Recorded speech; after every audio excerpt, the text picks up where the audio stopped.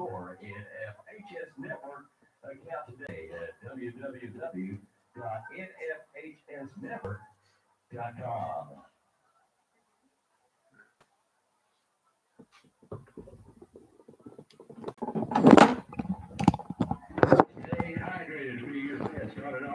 Welcome, everybody, to beautiful Georgetown, Kentucky, and Bird's Nest Stadium for yet another gorgeous Friday night for football.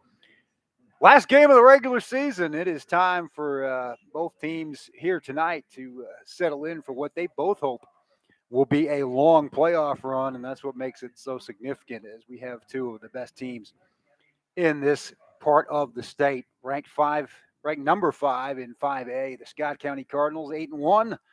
Going up against the top-ranked 4A Lexington Catholic Knights, also with a record of 8-1. I'm Cal Oaks, along with Sam Sutton. And Sam, we saw last week Scott County was ready for prime time.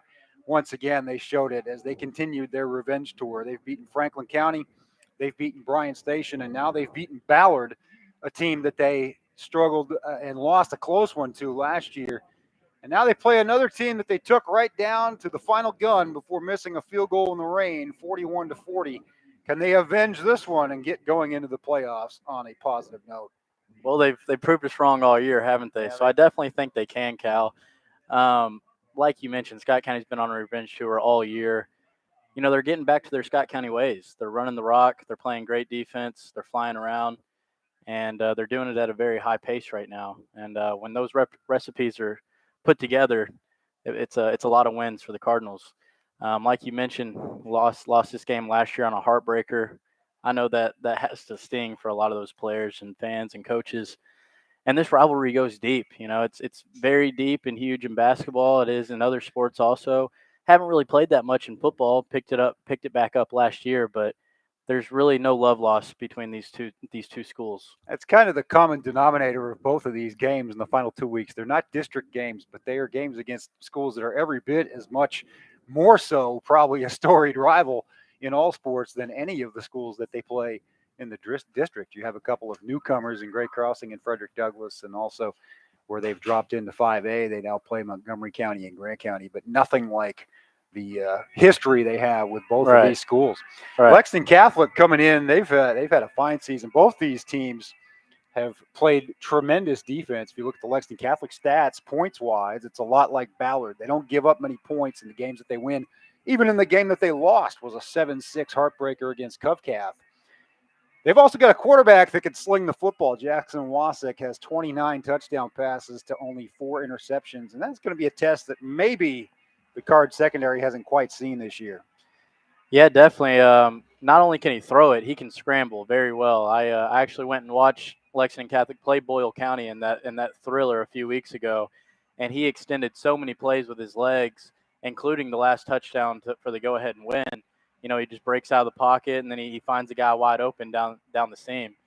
So it's definitely going to be a test for Scott County. He's not a very big quarterback, not at all, but he's very elusive, he's quick, and he has a good arm, and he's got a big heart. So it should be a great test for this defense. And, you know, Jasonte Harmon, Cam Keller, those type of guys are going to have to keep him in the pocket to have success tonight.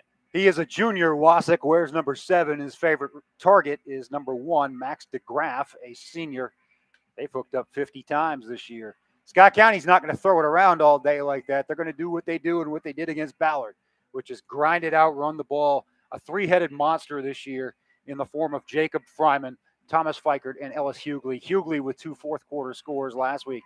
And that's what the Scott County team has done, I think, is they've just kind of stuck with what they do, worn defenses down, and been the stronger team at the end of games. Yeah, no doubt about it. Like we talk about week after week, this offense is so hard to stop when it's ran correctly. And if you can just stay ahead of the chains and not shoot yourself in the foot, and you continue just to knock them in the face play after play after play, when you get in that fourth quarter, those guys don't want to take those cut blocks anymore. They don't want to take that fullback dive anymore, and that's where those sweeps hit. That's where play action hits to the wide receiver or tight end, and that's where Scott County's really had their success this year. They just wear people out. And then they've just been a tough team all year, and they've won in the fourth quarter. And to be a championship team, that's what you have to do, is win in the fourth quarter. They create turnovers. We saw Luke Valencia last week have a huge game, a big fumble return that changed the tone of that game. Paul Garner has been a ball hawk back there in the secondary. 3 or 4 interceptions. He'll have a chance to grab some tonight, obviously. And then the pass rush. We see Jasanti Harmon down there waiting as one of the captains to go on the field with Coach McKee tonight. And he, along with Elijah Adams, have just been hitting people all year long. Yeah, no doubt about it. I say it week after week, but I think it starts with 3 guys at 3 different areas of the defense, starting with Jasanti Harmon on that defensive line. He just gets after quarterbacks, and he disrupts so much in the backfield. Elijah Adams at middle linebacker, he fills every single hole, and he can still rush the quarterback. And then Paul Gardner in the secondary, he's our Cardinal, he's our safety. He kind of runs the secondary, gets everybody in position, and like you said, he's a ball hawk back there, and he'll also come up and hit you. So when those 3 guys are on the right page, that defense runs at an extremely fast pace and are hitting on all cylinders right now. Tell you who's really impressed me in recent weeks too. Another senior, Cam Keller at nose guard. He has stuffed the run and made it very difficult for teams. Put them in a lot of adverse down and distance situations. Made them have to throw against this secondary with guys like Garner and Jones back there. That's a recipe for good things. Yeah, and that's the thing. I just mentioned those 3 guys because I think that's how our defense goes. But there's so many other guys that are almost just important, honestly. Like you mentioned, Cam Keller, a young guy in the secondary. Jackson Dameron's been playing very well recently. Logan Jones at the other corner. Buddy Collins. We hardly ever talk about him because no one really tries to throw it at him. That's how good he's been over on the other side at corner. But you got so many guys on that defense that are playing at an extremely high level, and it's kind of good, especially on a few of those positions on defense. The less you talk about them, that means they're doing more. Get guys like Jacob Blair or AJ Wands or people like that. They're doing their job, and that's why we haven't talked about them that much, is because they're not messing up. So that defense is playing very well right now, and this will be a great challenge for them tonight. Yeah, just as an aside, as an example, Jacob Blair is the one who made that pop. Right. Knocked the ball loose that Valencia picked up. Yeah, and I didn't even mention Luke Valencia. He's player of the game last week, and he's been playing out of his mind too, on not just defense but on special teams as well. This is a test, certainly, for Scott County against this Lexington Catholic team. As we mentioned, their offensive numbers are impressive. They will be a contender to win that 4A title. They had that dramatic rally. I believe they were down 27-7. That's right. The fourth quarter against Bull County, came back to win it 28-27. This is Scott County, a team that will be home next week. They know that much. They will play Cooper High School right here, 7:30. We'll have that one on the Bird's Nest Broadcasting Network. And then should they win that one, probably a trip to Fort Thomas Highlands, a place where this program has been many times and knows a little bit about. Coach McKee can certainly coach the guys up and tell them what to expect there in a unique environment. And then the way the RPI looks right now, Scott County is second only to Douglas, and that would mean they'd be right back here in rounds 3 and 4 as well if they could get that far. Yeah, that'd be great. Starting off tonight with the W would jumpstart all of that. Have momentum going into the playoffs, and not just momentum, but knowing that you can beat the best of the best, and that's what Catholic is in 4A. And they, like you mentioned, they just beat Boyle County, who hadn't lost a game in almost 2 years in 4A. So. And Ballard last week, who had beaten Trinity and Mayo in the same season, were ranked number 2, as high as number 2 in 6A, I believe, number 3. Ballard was 5th in the state, all classes. Lexington Catholic ranked 6th, last I saw by Max Prep. Scott County is up to number 11. They jumped big time after that win last week, and certainly another win tonight would vault them into the top 10. And as you said, really set things up. It would guarantee that second spot in the RPI. Yeah. They wouldn't have to go on the road after the second round unless it was down I-75 to Kroger Field. Yeah, so. And I don't think anyone would have any more disrespect of Scott County if they win tonight. I feel like they've gotten a little respect win after win, but, people saw that Douglas score and were like, well, they're not for real. Well, listen up, guys. They're going to do that to everybody. So, and I'm not saying Scott County's scared of anybody, but as you mentioned, if they can win tonight, they wouldn't have to play those guys, Douglas I'm talking about, probably till the state title game if they can make it there. And you would want to do that, obviously. You know what I'm saying? So I'll come out and say it. I think there's a good chance they're the second best team in 5A. I mean, definitely you agree. Put them in there with Woodford County and Covcath, but I think they can hang with either of those teams on a given night. I think Scott County can beat anyone in the state at any class, even with Douglas. So they have a great game plan with them. But like we mentioned, Douglas is just playing at an extreme level tonight, and we'll see how great they are. They play Bull County tonight. That will be an incredible game. I saw where this game right here in front of us and that game that we just mentioned are the two high school game of the week in the state of Kentucky. So Say it's fair to assume that was going to be the case, as those are certainly the two marquee matchups. Lexington Catholic will kick it off to Scott County. Logan Jones headed back to receive along with Daquise Brown. Jones has taken one to the house recently, and Daquise Brown had a big game, a career game with 7 receptions last week against Ballard. yeah, Queese was huge last week and keeping those chains moving. Just about set to go here at Bird's Nest Stadium. Thank you for joining us. Cal Oaks along with Sam Sutton, Brett Smith in the booth. We are underway.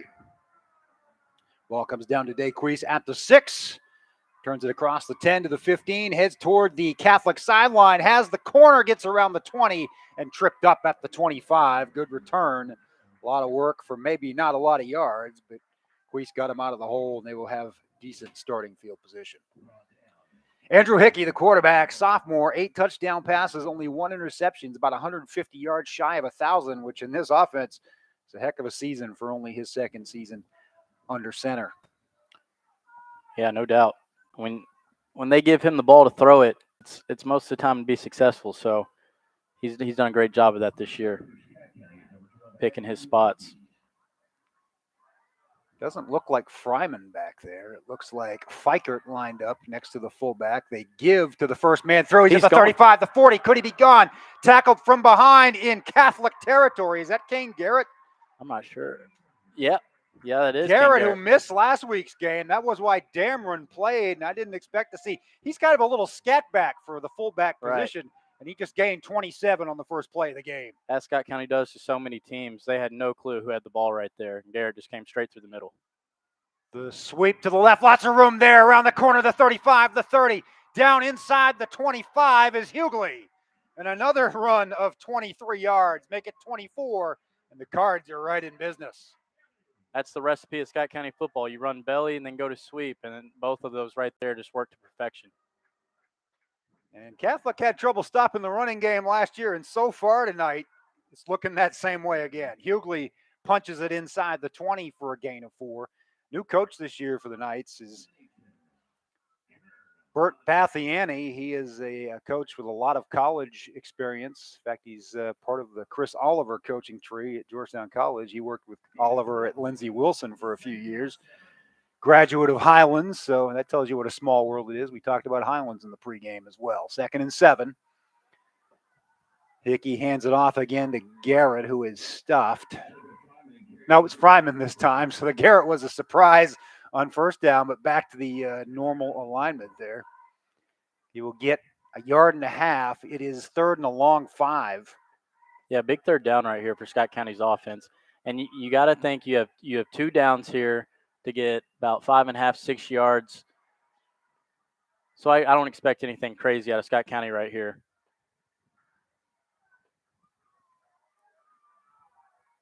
Hickey tried to go with a hard count, didn't fool Catholic, now barking out the signals. Fikert, sweep, left side, 15, spins to the 11. Looks like he's got it. Should be a first down. It'll be shy of the 10, so they can get a first down without the touchdown. Only 2 minutes gone, and the Cards are threatening. Yeah, if you're Scott County, you couldn't ask for any better of a drive right now starting this game. They gotta capitalize and score a touchdown here. Little bit there inside the 10, Fryman. Looks like they're giving more than we thought. Looks like about a gain of 4. He just kept it low to the ground and kept churning. Right. You keep it going, get those offensive linemen behind you, let them keep pushing you. That's a recipe for success. 2nd and 6 from the 8. Second man through is Hughley's the gonna sweep. walk in. Hughley, a walk-in around the left corner from 8 yards out. And with 9:16 to play in the first period, the Cards draw first blood. You couldn't start the game any better if you're Scott County right there. Andrew Hickey never even had to think about throwing the football right there. And Scott County came out and just ran it straight down their throat for 6 with 9:16 left in the first quarter. That was authoritative. Ian Stanley will attempt the PAT.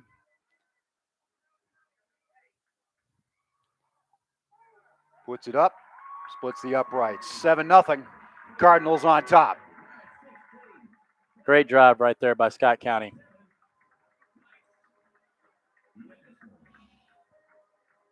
If you're Lexington Catholic, you can't feel too good about that drive. Scott County never even really had to sweat on that one. On that drive, Lexington Catholic's defense looked like a team that doesn't face the wing tee a lot. Exactly. You see look Ballard and Douglas maybe are able to overcome some of those deficiencies with their quickness, but it didn't look like Catholic had that kind of advantage right over Scott County. Long way to go. 9:16 to play in the first quarter, but that is absolutely, positively how you want to start it out. If you could have drawn up your opening drive, that's how you do it if you're Jim right. McKee. And this is where Scott County has to come out and answer on defense as well. Christian Rodriguez will kick it off. Rodriguez not only a starting tackle, but he has done a nice job, even better as the season has gone along. Put one in the end zone to start the second half last week that I really thought turned the game around. Put Ballard in a hole early that they never got out of. Yeah, he's been doing a good job. And Catholic's a well-ran program. They'll get it figured out on defense. They'll make adjustments. So this is even more important for Scott County's defense to stay ahead here. As we've seen, no lead is safe against these Knights. They Exactly. trailed by 3 scores going into the fourth quarter at home and beat the defending 4A champions. Rodriguez puts it skyward, backs the Knights up inside the 5. That's where they'll return it. And met at the 15, nowhere to go. And the Cards are all over that return.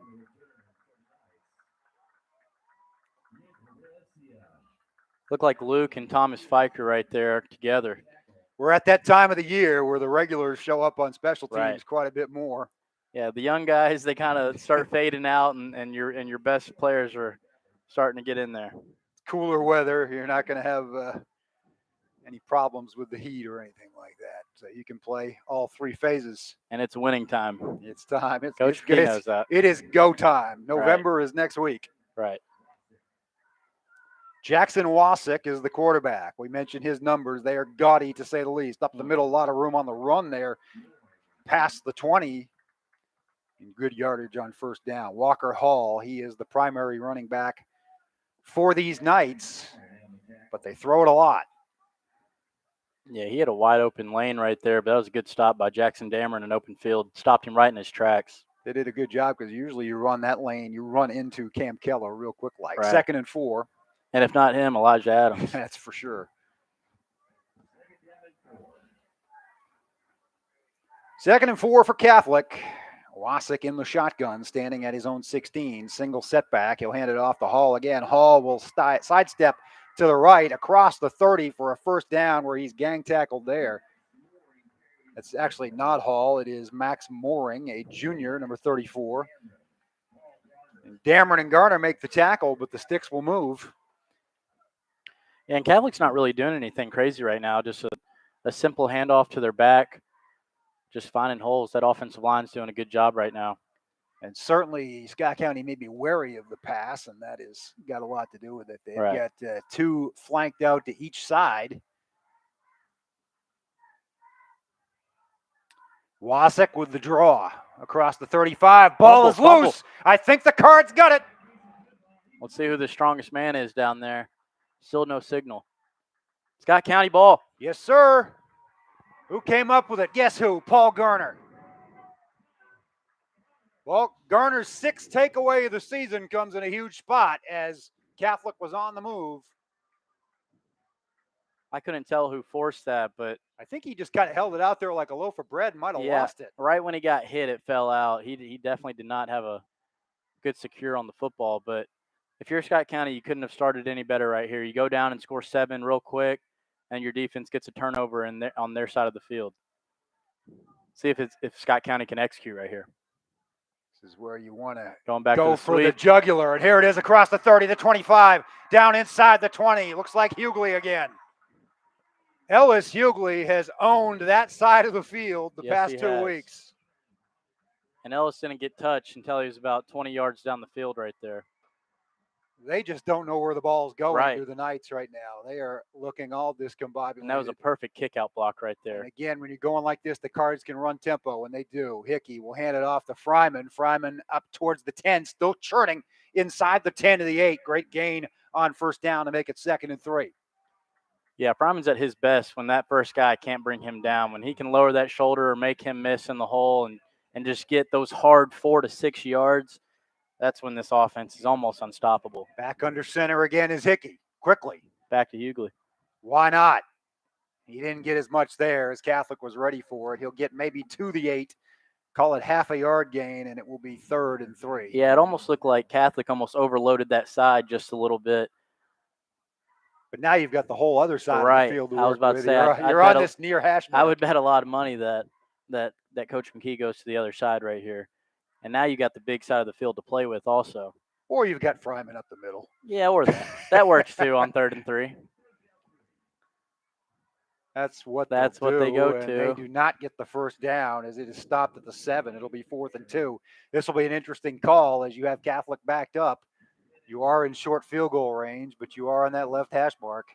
It's a tough angle. In a game like this, I think you need touchdowns. I think you know that last year it took 41 to win it. Right. Especially when it's only 4th and 2. It's not 4th and 15. This is a long 2. They really marked it Right. at the 8. They didn't give Fryman much yardage there. They will run the sweep, and it will be untouched for Fikert. Thomas Fikert in the end zone. Nobody saw it coming for Catholic, and it's an extra point away from being 14-0 with 5:53 to play in the opening period. Like we just talked about, that whole right side of that defense was pretty much vacant, and Scott County saw it, and Thomas Fikert walked into the end zone untouched.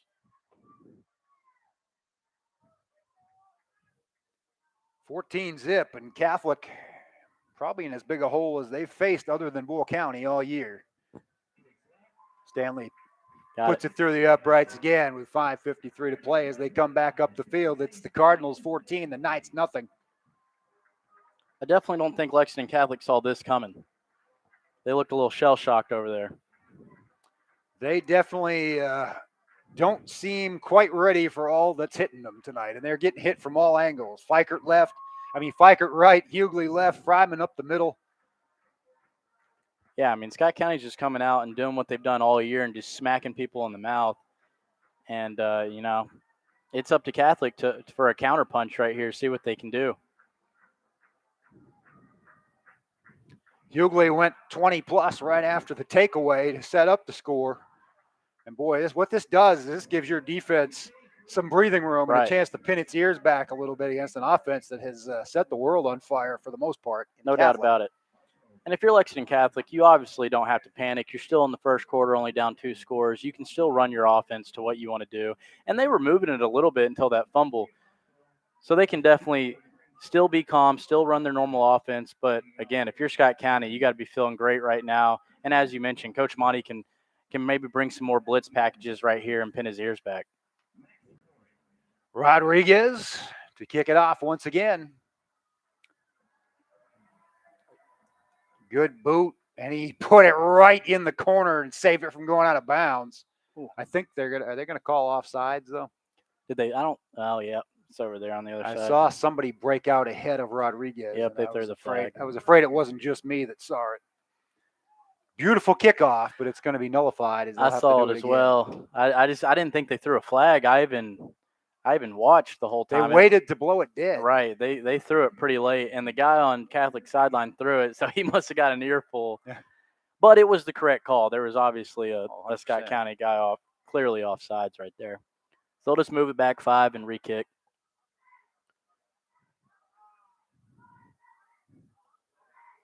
Which kind of stinks for Christian Rodriguez because that was a perfect kickoff. It was beautiful. As he put it right in that kind of coffin corner between the 10 and the 5, and it wasn't going out of bounds. No, it bounced right back into play. Got a great kick. See if he can do it again, and instead of kicking it to the 5, kick it to the 10.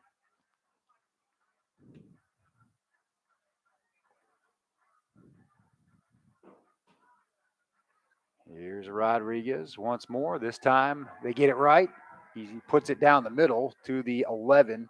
Got about the same distance if you subtract the penalty. Fighting hard to the 30-yard line is Max Mooring, but he is smothered there, and that's where the Knights will go back to work on offense, trailing by 2 touchdowns early. We talked last week about Elijah Adams switching his number to 52. I figured out he's playing a little offensive line. That's why he had to switch from his number 1 to 52. So 52 in the middle of your screen down here is Elijah Adams, and that's the reason why.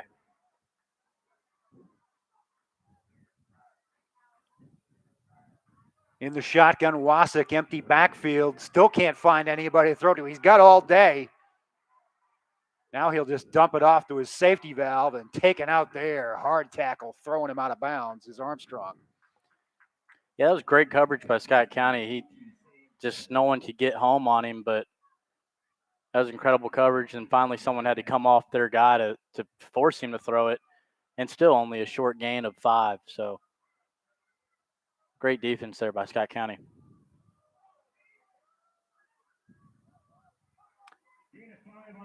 They got 5, 2nd and 5 as Wasik now has a running back in the backfield to hand off to. He will only get 2. It's once again Mooring. And it'll be 3rd and short. Garner on the tackle. I'd expect a little pressure out of Coach Monty in the Scott County defense right here on 3rd and short. Try to get pressure on this quarterback.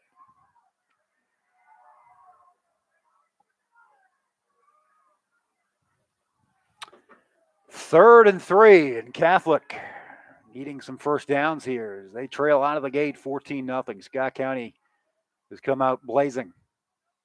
Oh, kept it. Yeah, Wasik across the 40 for the first down. Good fake by the junior there. Got the yardage he needed. Yeah, that was a great keep there by Lexington Catholic's quarterback right there. The the handoff man was met almost in the backfield. That was a great keep by him for a first down. Adams did a good job not being terribly fooled and stopped him for a gain of 5. He could have kept going. Jackson Wasik, the junior quarterback for Catholic. Once again, looking over to the sideline. We mentioned how elusive he can be, and he showed it right there. His passing statistics, most impressive, 29 touchdowns, 4 interceptions. He will throw it deep here. His man pushed the defender down, but a great secondary job coming back to break it up is Armstrong. Great play by Danny Armstrong. Buddy Collins got tripped up. I don't know if it was just incidental or not. They weren't. It looked like DeGraff kind of forced him down because Buddy had a step on him. It looked like Buddy kind of turned into the wide receiver right there and was going to go try to catch that go ball and kind of got tripped up, and no flag either way, and then great recovery by Danny Armstrong to come over and help break that ball up. That's what it's going to take against this Catholic offense is some teamwork back there in the secondary. We saw it there, 2nd and 10. And that's Lexington Catholic's offense. They're going to run it up the middle, and they're going to take their shots downfield. Screen. Little middle screen here works not for very much, maybe a yard or 2.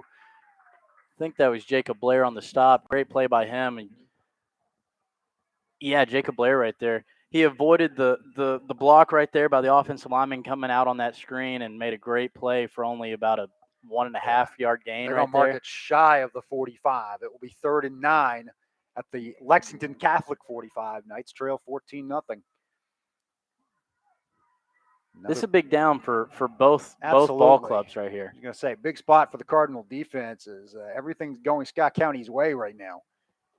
Wasik has lots of time again. He will go deep to DeGraff. He's got him there, but Garner tried to break it up in an over-the-shoulder catch. 1st and goal, Catholic. Yeah, you can't say anything right there. That was great coverage and just a better play by DeGraff going up and catching that ball. In fact, he was almost double covered right there. He just made an excellent play right there, right over Paul Gardner's shoulder. I think it's going to be that kind of night. This is not a game it's going to be like last year. Not a game that you're going to be able to win with 14, 21, 28 points. The good news if you're Scott County's defense is that was perfectly covered. That just took an excellent throw and a great catch there to move the chains on 3rd down. Hall, nope, Mooring up the middle and nothing there. Smothered by 4 red shirts at the 10. Adams was one of them. Keller also ran right at him. That wasn't a good idea. Keller checks in at 3 bills on a good day. Now, most high school teams down in this area, they're going to go for it no matter what. But the man that just made the catch, DeGraff, he's actually an excellent kicker. And I wouldn't be shocked if they do get stopped down here, if they just attempt the field goal. Try to get something Right. out of this. As DeGraff put him in position with that beautiful grab for 51 yards. Mooring again, and it's going to be a tackle for loss. Armstrong came in and had him around the leg. Armstrong and Luke Valencia came off the edge. There. That was a good time blitz by this Cardinals defense. 3rd and 2 chains, a chain and 2 markers. It is at about the 12, so 3rd and 11. This is where Wasik does his magic. You just can't let him really get outside the box right here because he's going to work those feet and somebody's eventually going to get open, and that's where he has his success. Wasik rolls to his right after faking the mooring. Nice leaping catch for the touchdown by number 5, Sam Clements. Yeah, that was a good job by Lexington Catholic to get Wasik out of the pocket right there, as I just mentioned, and he found a wide open guy for a touchdown. Catholic on the board with 53.9 seconds remaining in the first quarter. Scott County's lead whittled probably to 14-7, given the accuracy of DeGraff, the kicker. That was a good answer by Lexington Catholic's offense, but if I'm Scott County's defense, I'm not feeling terrible. They had plenty of 3rd and longs right there that they had to convert. And also, on another 3rd and long, throw a deep ball right there where Paul Gardner's all over him and the guy just makes a great catch. And right there, that's 3rd and long and just had a great play right there. So I feel like Scott County's defense is still playing very well and they'll have it all figured out. But good answer there by Lexington Catholic. Leaping grab on 3rd and 11 by Sam Clements. And Jackson Wasik leads his team down the field for a needed touchdown in the final minute of this opening quarter. 7-0 Collins over Great Crossing.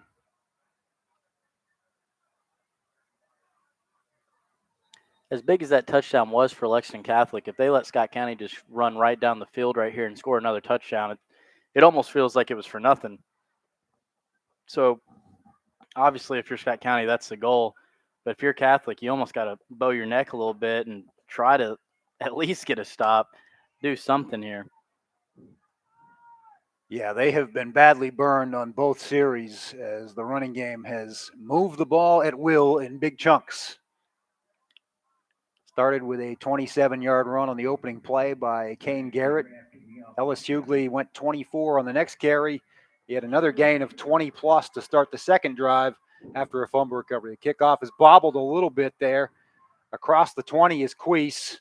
He tries to lateral it, which he does. The ball is still alive. If they didn't whistle it dead. Going down the sideline is Logan Jones to the 40, down close to the 35 before he gets knocked out of bounds. But there's a flag right at midfield, so some of that is coming back.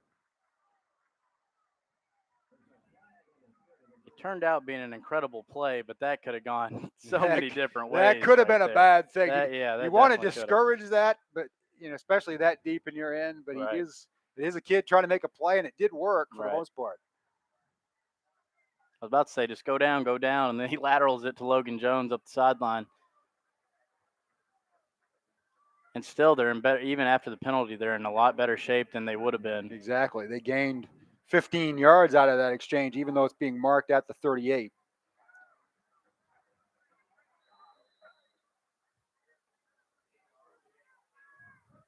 Andrew Hickey still hasn't even attempted a pass tonight. We'll see if he does right here on a play action on this drive. Just ahead to Fryman, 2 yards to the 40. 2nd and 8.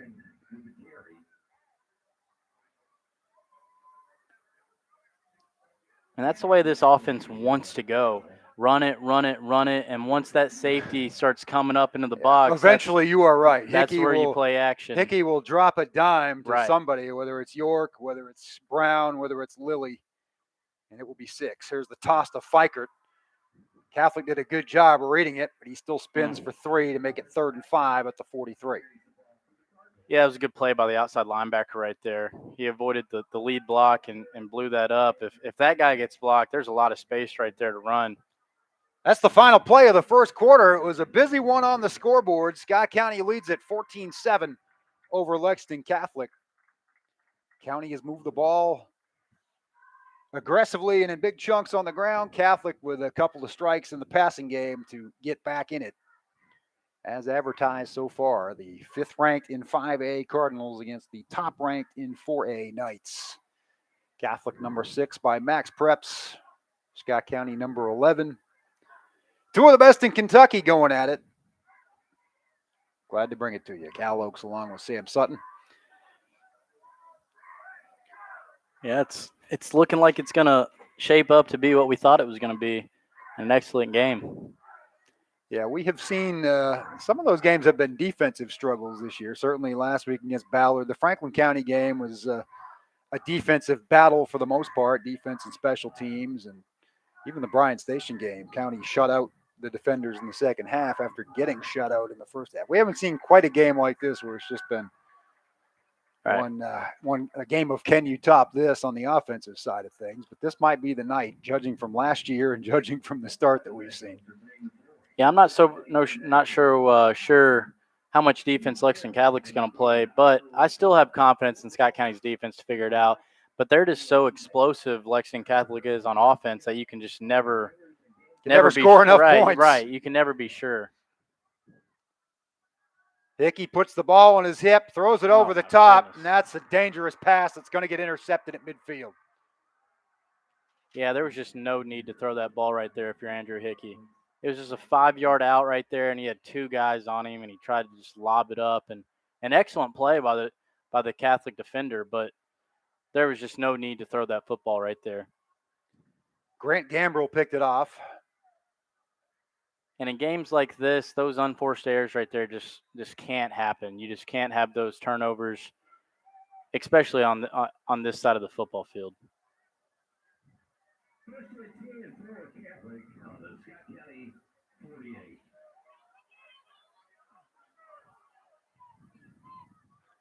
They'll take over at the County 48. Will Catholic chance to tie the game here.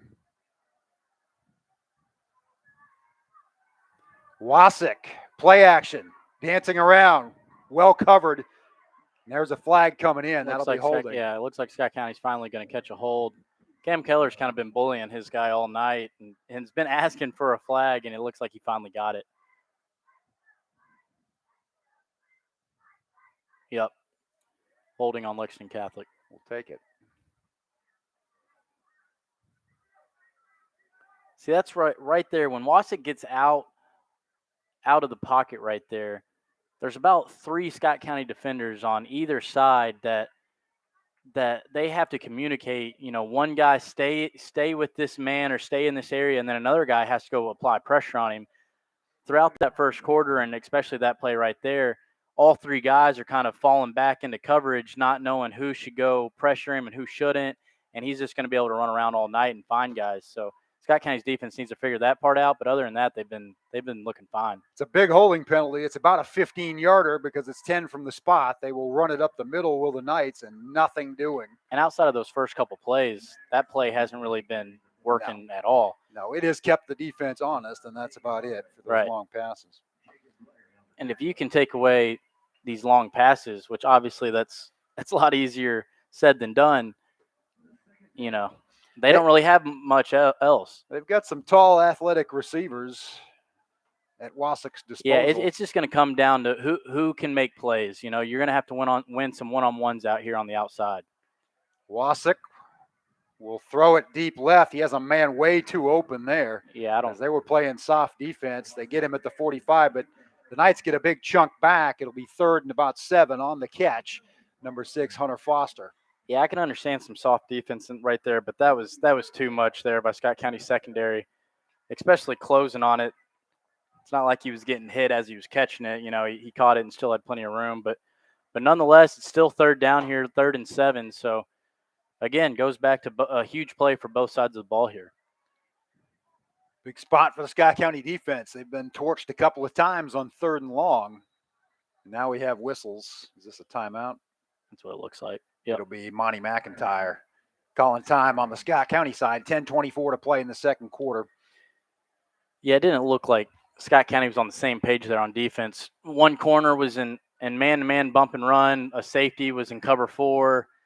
Another guy was in deep man soft coverage. So Coach Monty went ahead and took a timeout right there to get on the same page. I believe that was a good timeout there. Great crossing, and Collins tied with 2:16 to play in the first quarter. That's two teams kind of in the upper middle of that 5A pack.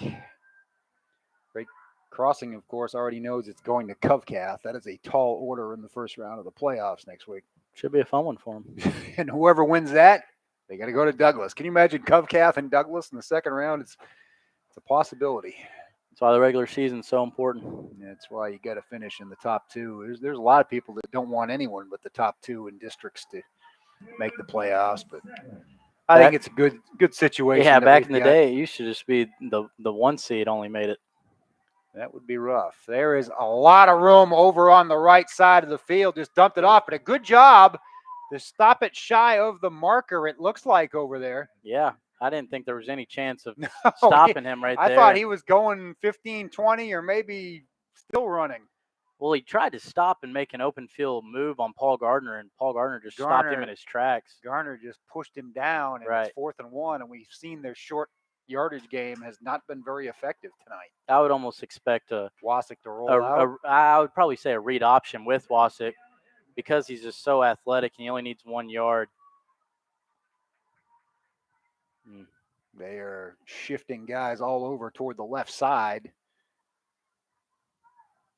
And they'll run there and pushing forward for a first down. A conventional handoff finally works to gain a couple.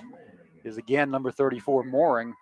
He's been stopped for a loss on his previous couple of carries, but not this time when the Cards needed it badly. That's exactly what they did. They went to the read option and handed it off to Mooring. Just got those tough yards right up the middle.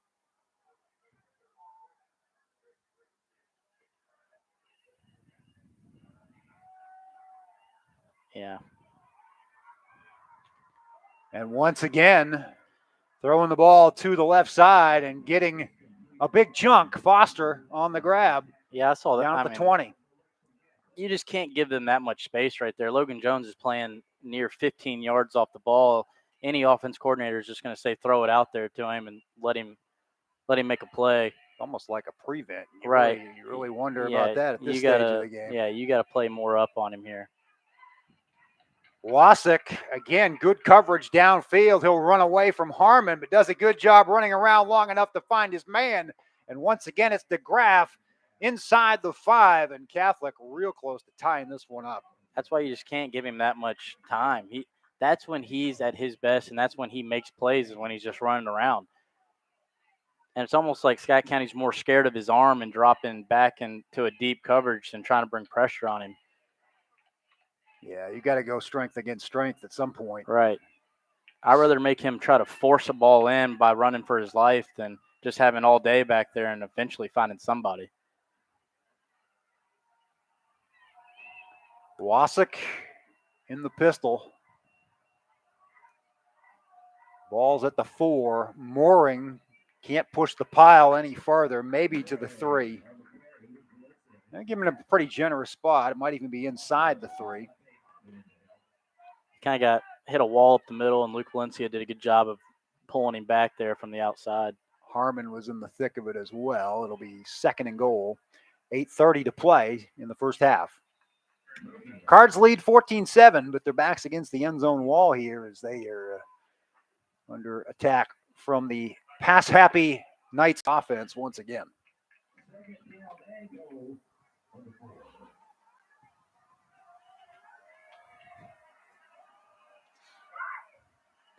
Wasik once again with all day, and I mean all day. Now it closes on him. He's got to run for his life.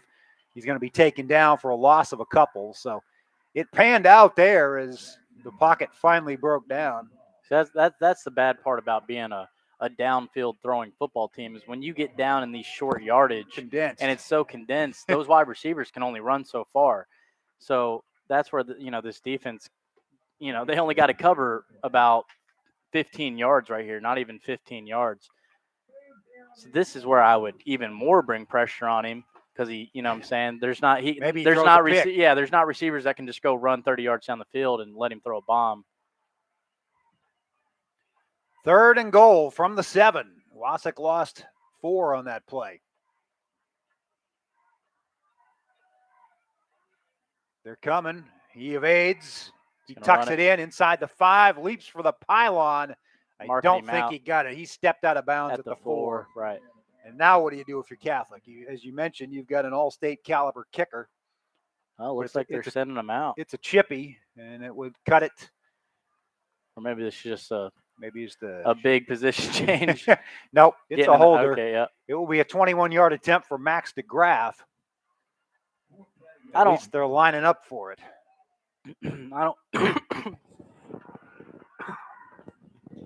Yeah, I don't hate this call by Catholic at all. Go ahead and get some points out of it, as you have you've got things going back your way offensively, but the kick is blocked. I was just about Paul to say that. Garner. I was just about to say, you're down on the 4. You have an explosive offense. You know that you're going to have to score with Scott County. You need touchdowns. So I would have gone for it, but I understand you have a great field goal kicker. You just want to go get points, cut it to 14-10.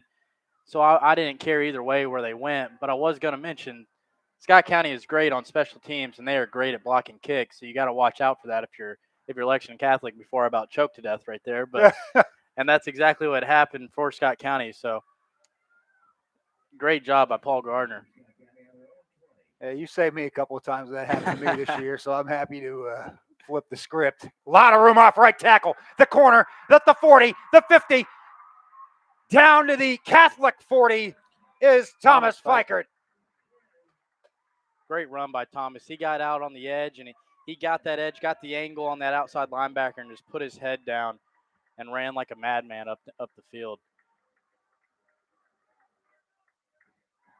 That's a big turn if they can drive the field and put one in here after blocking the field goal. Huge turn of events here. Up the middle is Fryman across the 45 down to the 42. Gain of 6. Great run on first down.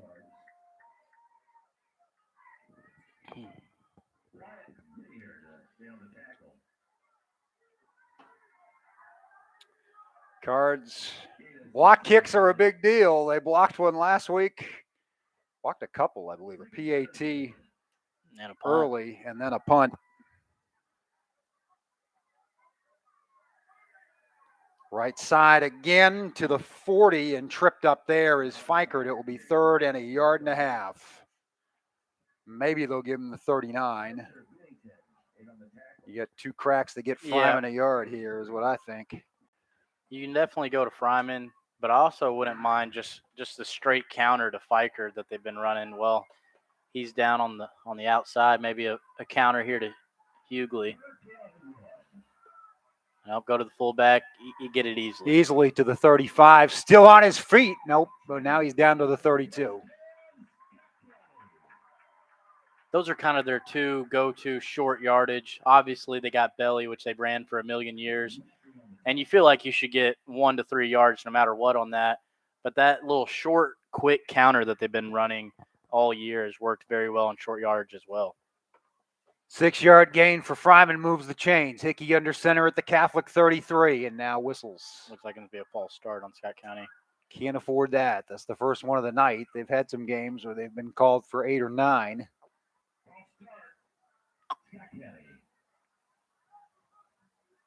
The silver lining in that, it was first down. It wasn't on 3rd down that they just got that. So, and you're still gashing this defense with the run tonight. So you don't need to abandon what you've done to get to this point. 5:26 and counting in the second quarter. Cards lead 14-7 and driving against Catholic. In motion is Fikert. Hand off the other way to Hughley. Big hole left side. He has the corner at the 30, the 25, taken down right at the marker. I think they might mark him a half yard shy. I think they should give it to him. Yeah, they're giving it to him at the 23. That was that short counter I was just talking about, and they had the numbers It's on there the left all side. day. Right, It they is. had the numbers on the left side right there, and Hughley took advantage. 1st and 10 at the Knights 23-yard line. Under 5 minutes to play in the half. Cards trying to make it a 2-score game once again.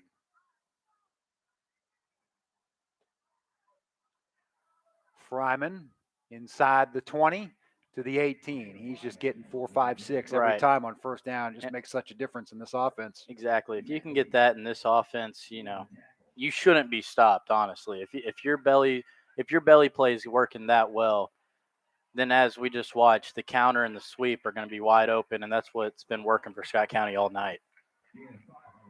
And you got to keep doing it till Catholic stops it, or they even show that they can stop it. Scott County's doing a great job right here. It's Fryman again. Stops shy of the 15. It will be 3rd and about 4.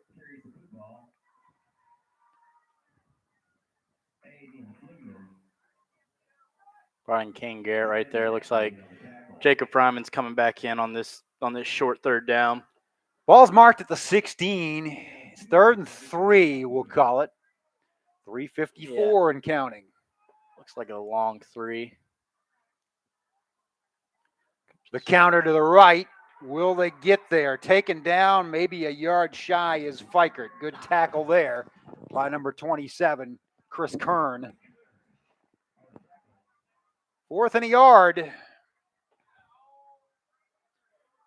Catholic trying to fire up its fans. Good delegation traveled from the city to get here.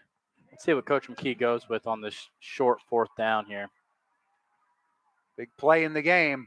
Quarterback Hickey, sneak. quarterback sneak. He's got a good push. Should Looks have like it. he got it easily. Leans forward and spins across the 12. It'll be a 1st down for the Cards. 3:15 to play. That's a gutsy call right there. It hasn't always worked on the Right. goal line this year, but in that spot, he got a good surge He did. behind Daniel Daff. And Hickey did a good job of taking about a little small step back and going straight to the left of the center instead of just putting his head down and hoping he gets it. Gave himself an extra couple yards there. And off again to the fullback inside the 10 to the 8. Fryman, gain of 4.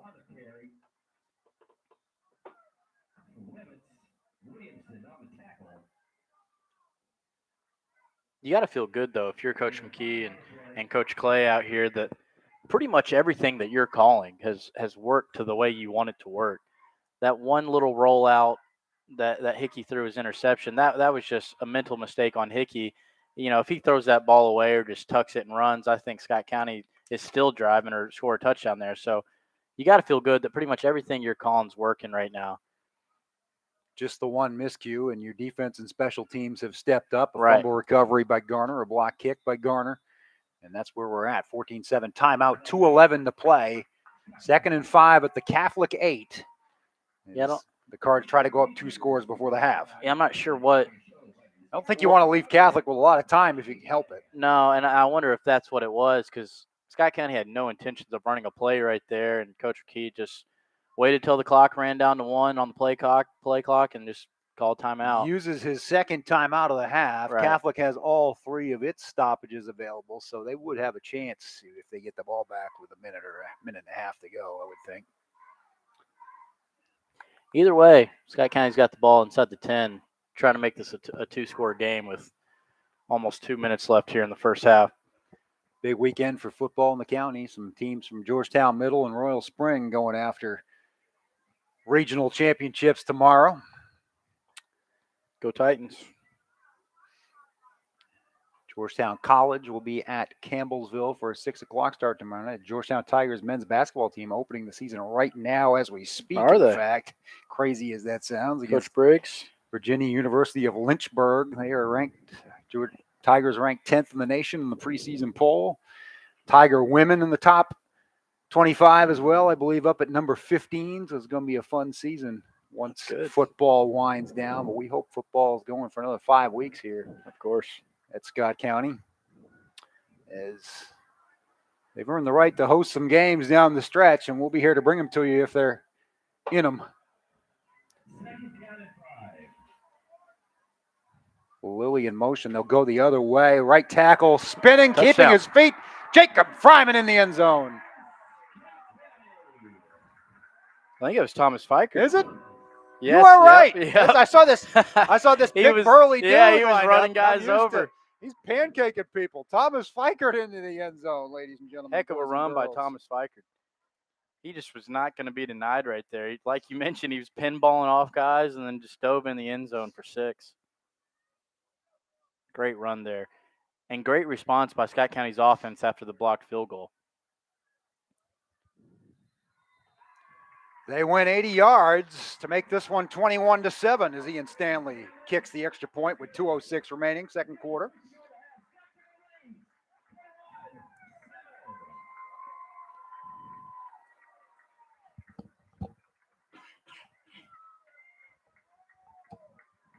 Now, this is where, for Scott County, in these last 2 minutes, not giving up any points is so huge going into halftime here. You would have all the momentum going into half, going up 2 scores. I can't explain how huge it would be. Now, for Catholic, if you can go down and score in 2 minutes, cut it to a 1-score game, and you get the ball out of half, that flips all the momentum here. So this is huge, again, for both sides of the ball here. Yeah, this is kind of a double possession situation Exactly. potentially for Catholic. So they've got 2:06 and all 3 timeouts here, and then they will get that second half kickoff. So Scott County defense got to stand tall again. Yeah, this game can be completely different, depending on this drive here for Lexington Catholic. Rodriguez to kick it off for the first time toward the Fieldhouse end of Bird's Nest Stadium. Short one this time, angled toward the Scott County sideline, catching it on the fly and just stepping out of bounds at the 25. Probably wisely, Yeah, is Grant Gambrell. Yeah, that was actually a good play by him. Made the Save catch. yourself some time. You're Right. just going to get lit up anyway. 2:02 to play, as we said, 3 timeouts. As the Scott County band starts coming down on the field in their Halloween costumes. Love the spirit. They do a great job every week, as they do every year. Yep, whatever the holiday, whatever the occasion, they will be here in all weather, although we've had Right. beautiful weather this year. They've been great forever. Wasik, Oh, it's gotta be again, a with hold. all kinds of Yeah. time. There's an obvious holding call that gets flagged, so this play is going to go for naught. Wasik's just going to dance around, throw it. It's just going to cost Catholic time, which is Right. good for Scott County, as that's coming back to, it'll be marked the 11 from where they threw the flag. Yeah, again, Cam Keller just got literally tackled right in front of the referee, and he just kind of dropped the flag right on him. Like, come on, man, The ref's like, really? Yeah, make that Really? a little harder on me. But It's going to be a loss of 17 and 1st and 27 at the 11 and only minute 46. Yeah, as you mentioned, that cost them, about 15, 20 seconds Yeah. right there. And again, that's the equivalent of a coverage sack right there. Right. Is the coverage just giving Wasik nowhere to throw and making him. Yeah, even after just getting tackled, that was still great coverage. He still ran around for about 5-10 seconds after that. They'll just hand it off on a little sweep, gain some ground out toward the Good 20. tackle. Hunter Foster gets tripped up there, just shy of the 20. Looked like it was Buddy Collins. Great tackle, and he kept him in bounds right there. That is a heady play by the sophomore who recently picked up an offer from Louisville. As we mentioned, we don't talk about him too much because no one really tries him over there. But great tackle on the sweep right there by Buddy. They certainly don't throw it his way much. He has 1 pick 6 to his credit this year. That's pretty scary if they're not throwing at him and he's only a sophomore. Overthrow, but it's a dangerous one for Scott County because the quarterback put it right on the money, just missed him by a skosh. Yeah, that was a play that I honestly thought Luke Valencia was going to have a pick, but the quarterback just threw it so perfectly that it was either going to be caught or it was going to be incomplete. That's one of those next level throws Right. that shows you a guy like Wasik's going to be playing college football somewhere. Right, and he threw that Back on the shoulder. he threw that on the opposite side of the field all the way across. But that stopped the clock at 3rd and 18 with 54 seconds left.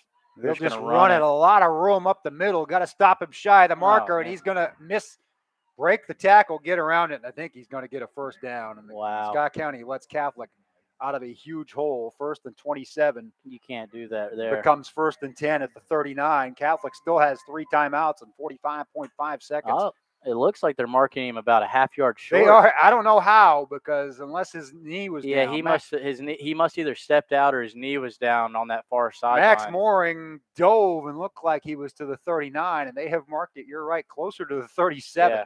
To be fair, it was on the other side of the field. It's so impossible for us to see. he could have stepped out a little sooner.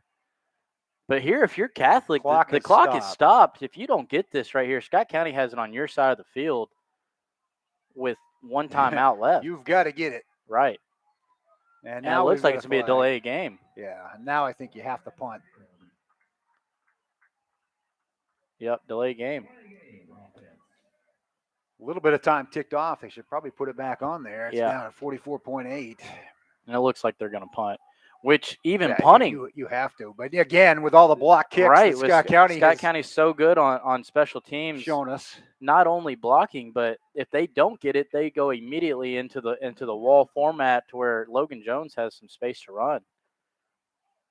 So Catholic's going to have to do a great job of not only blocking this here, but then going down and fielding this punt. If Scott County can get a good, they're going to have to call another timeout. Yeah, the play clock was running down. So they use their first timeout. I think you've still got to be wary if you're Scott County of the fake, even though they're deep in their own end. They are down 2 scores and maybe a little desperate here. You do, but the good thing about Scott County's rush punt here is they load all of one side here to go block this punt, and then the other side of the line, those far 2 guys are technically, the fake guys. So they really don't do much other than make sure no one fakes, and then they immediately run down the field and start the wall. So they're kind of the safe guys. Now, if those guys fall asleep, Scott County's in bad shape. But the good news is they can play it safe and also go after this punt at the exact same time. We shall see. Ball being snapped from the 32. The punter standing at his own 17, and they are sending 10, it looks like. With Catholic spread out like this, it might be more difficult. Yep. Couldn't quite get there. It will approach Jones on 2, 3, 4 bounces, and now he'll just let it roll.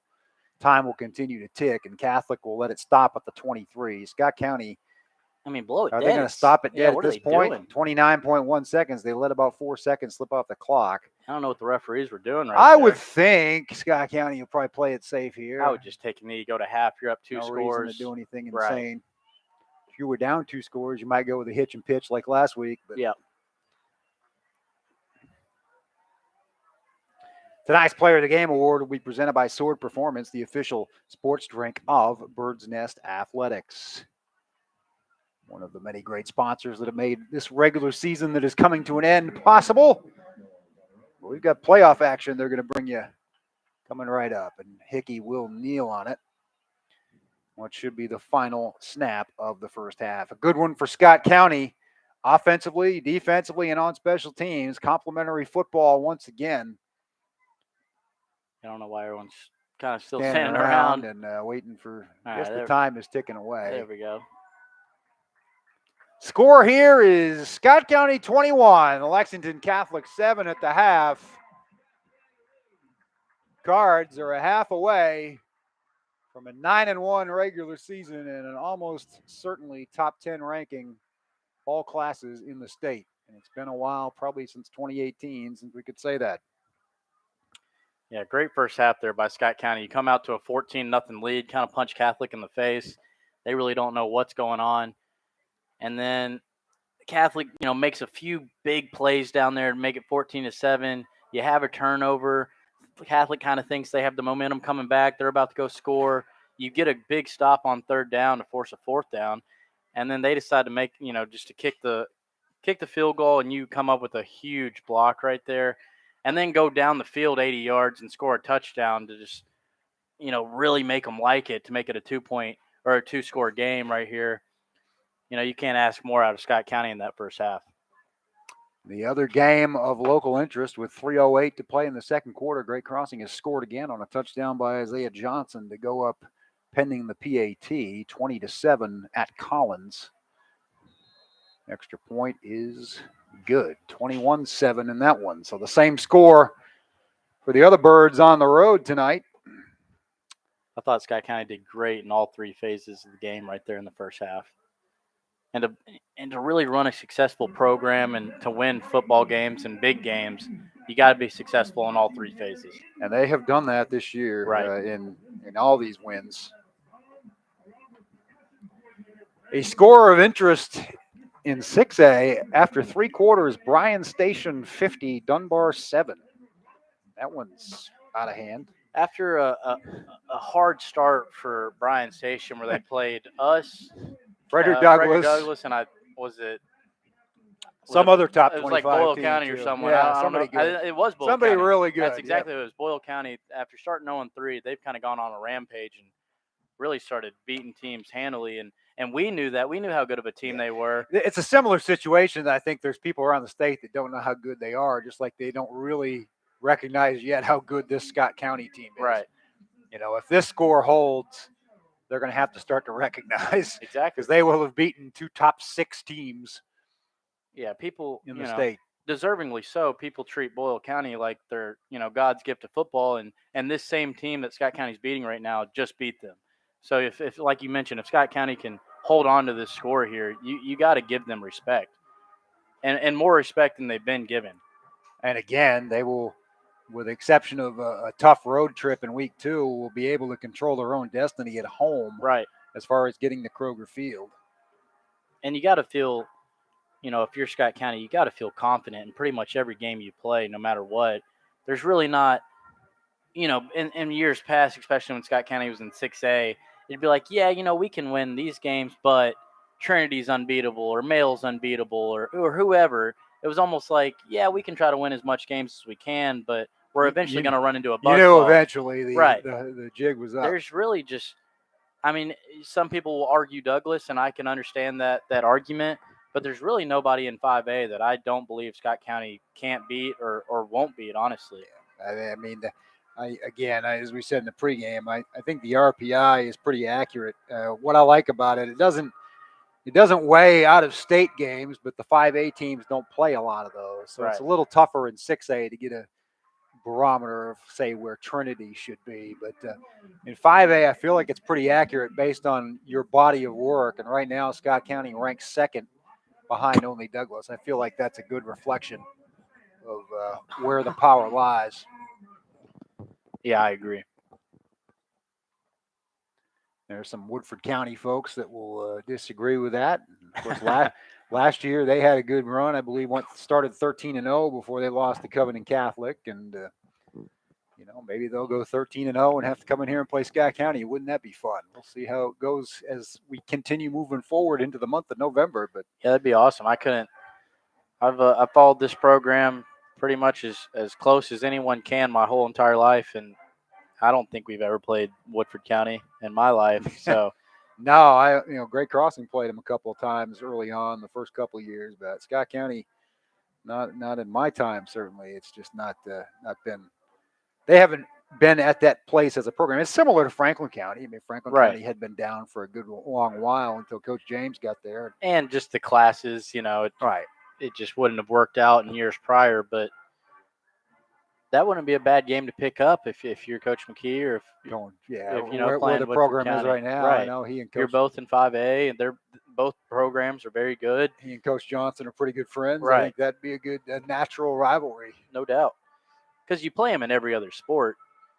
Yeah, in basketball, that's a really good rivalry. And you grow up playing them. They're right down the road. I played with plenty of guys that went to Woodford County, and you play them in baseball, basketball, softball, everything. You play them in middle school, except when you get to high school, you just never play them in football. Yeah, it's an interesting situation to see how the lines have changed since Scott County was pushed down into 5A, and all the the change that went on here in the county in terms Right. of having 2 high schools. Like you mentioned with just picking up Franklin County, I always thought it was funny that, all 3 middle schools, your big rivals or whatever, like you play Woodford County's in your conference in middle school, Elkhorn, which feeds into Franklin County, is in your conference. Like you play all these Yeah. teams and they're so great, rivals in middle school.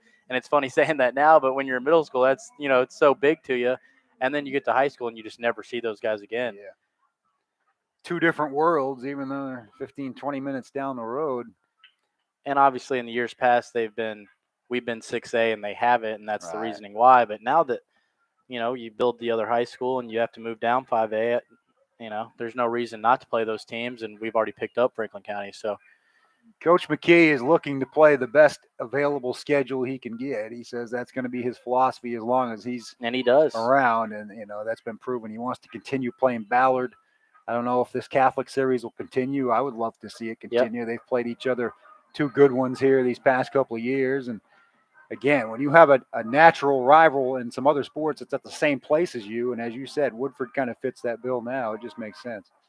Yeah, like we just talked about, you grow up in Scott County, it's kind of like you learn to hate one team, and it was this team we're playing tonight, and we never played them in football. It was kind of a weird ordeal, and so it's really cool now that they're playing in this great game. You mentioned Bull County. The rumor is they're going to be coming in here for the BGO Battle of Elkhorn Creek next year. Yep, that's what I heard. So that'll be a That'll good be fun. spot. Or whatever the bowl is going to be called next year. It won't be the Battle of Elkhorn Creek. It'll be the battle for Battle of something. Battle of Central Kentucky. Maybe, yeah. But like you were saying, Coach McKee is going to play the best of the best, and whoever will play us, he'll play. And even if we aren't at the level we once were of playing Moeller or Elder or whoever, he's going to play whoever will play us, and most of the time that's great programs and great teams. So that's why week after week we're in these battles, and it's great to see. It's tougher to get those 5A teams to want to play it because in case they have to play you in the playoffs, right? So that's why you're probably not seeing them play Covcath or Highlands right now, because especially when they're a sister or district. a Pulaski County or whatever. Because we've played all those teams over the years, that just the 7 years that I've been here. So. Yeah, it was kind of thing. So many 6A teams wouldn't play us anymore, so it's kind of like, okay, we'll go play the state champion of 5A or the state champion of 4A, and then we'll go up to Cincinnati and play a powerhouse. And there was no sense in playing the Lexington 6A teams, and it's kind of where Douglas is now. They're forced to because of whatever unwritten rule that is, but it doesn't benefit them. in any way, need to start shape, challenging or form. themselves a lot bit more than they are. That Bull. In fact, I need to check that Bull County score because that's the game of the night. Yeah, it is. As we are at halftime, to remind you, Scott County is on top 21-7 over Lexington Catholic. We're looking up Douglas and Boyle. Douglas up 16-6 at last check, I guess. 16-6. Surprised they scored 6. 16-6 at the half. And that's a very, very good offense. But as we've seen, and I think most people in the state have seen, that Frederick Douglass defense is just incredible. And I know I'm a young man, but that's the best defense I've ever seen in high school football. So I mean, it's just crazy how good they are and how much talent on one team they have.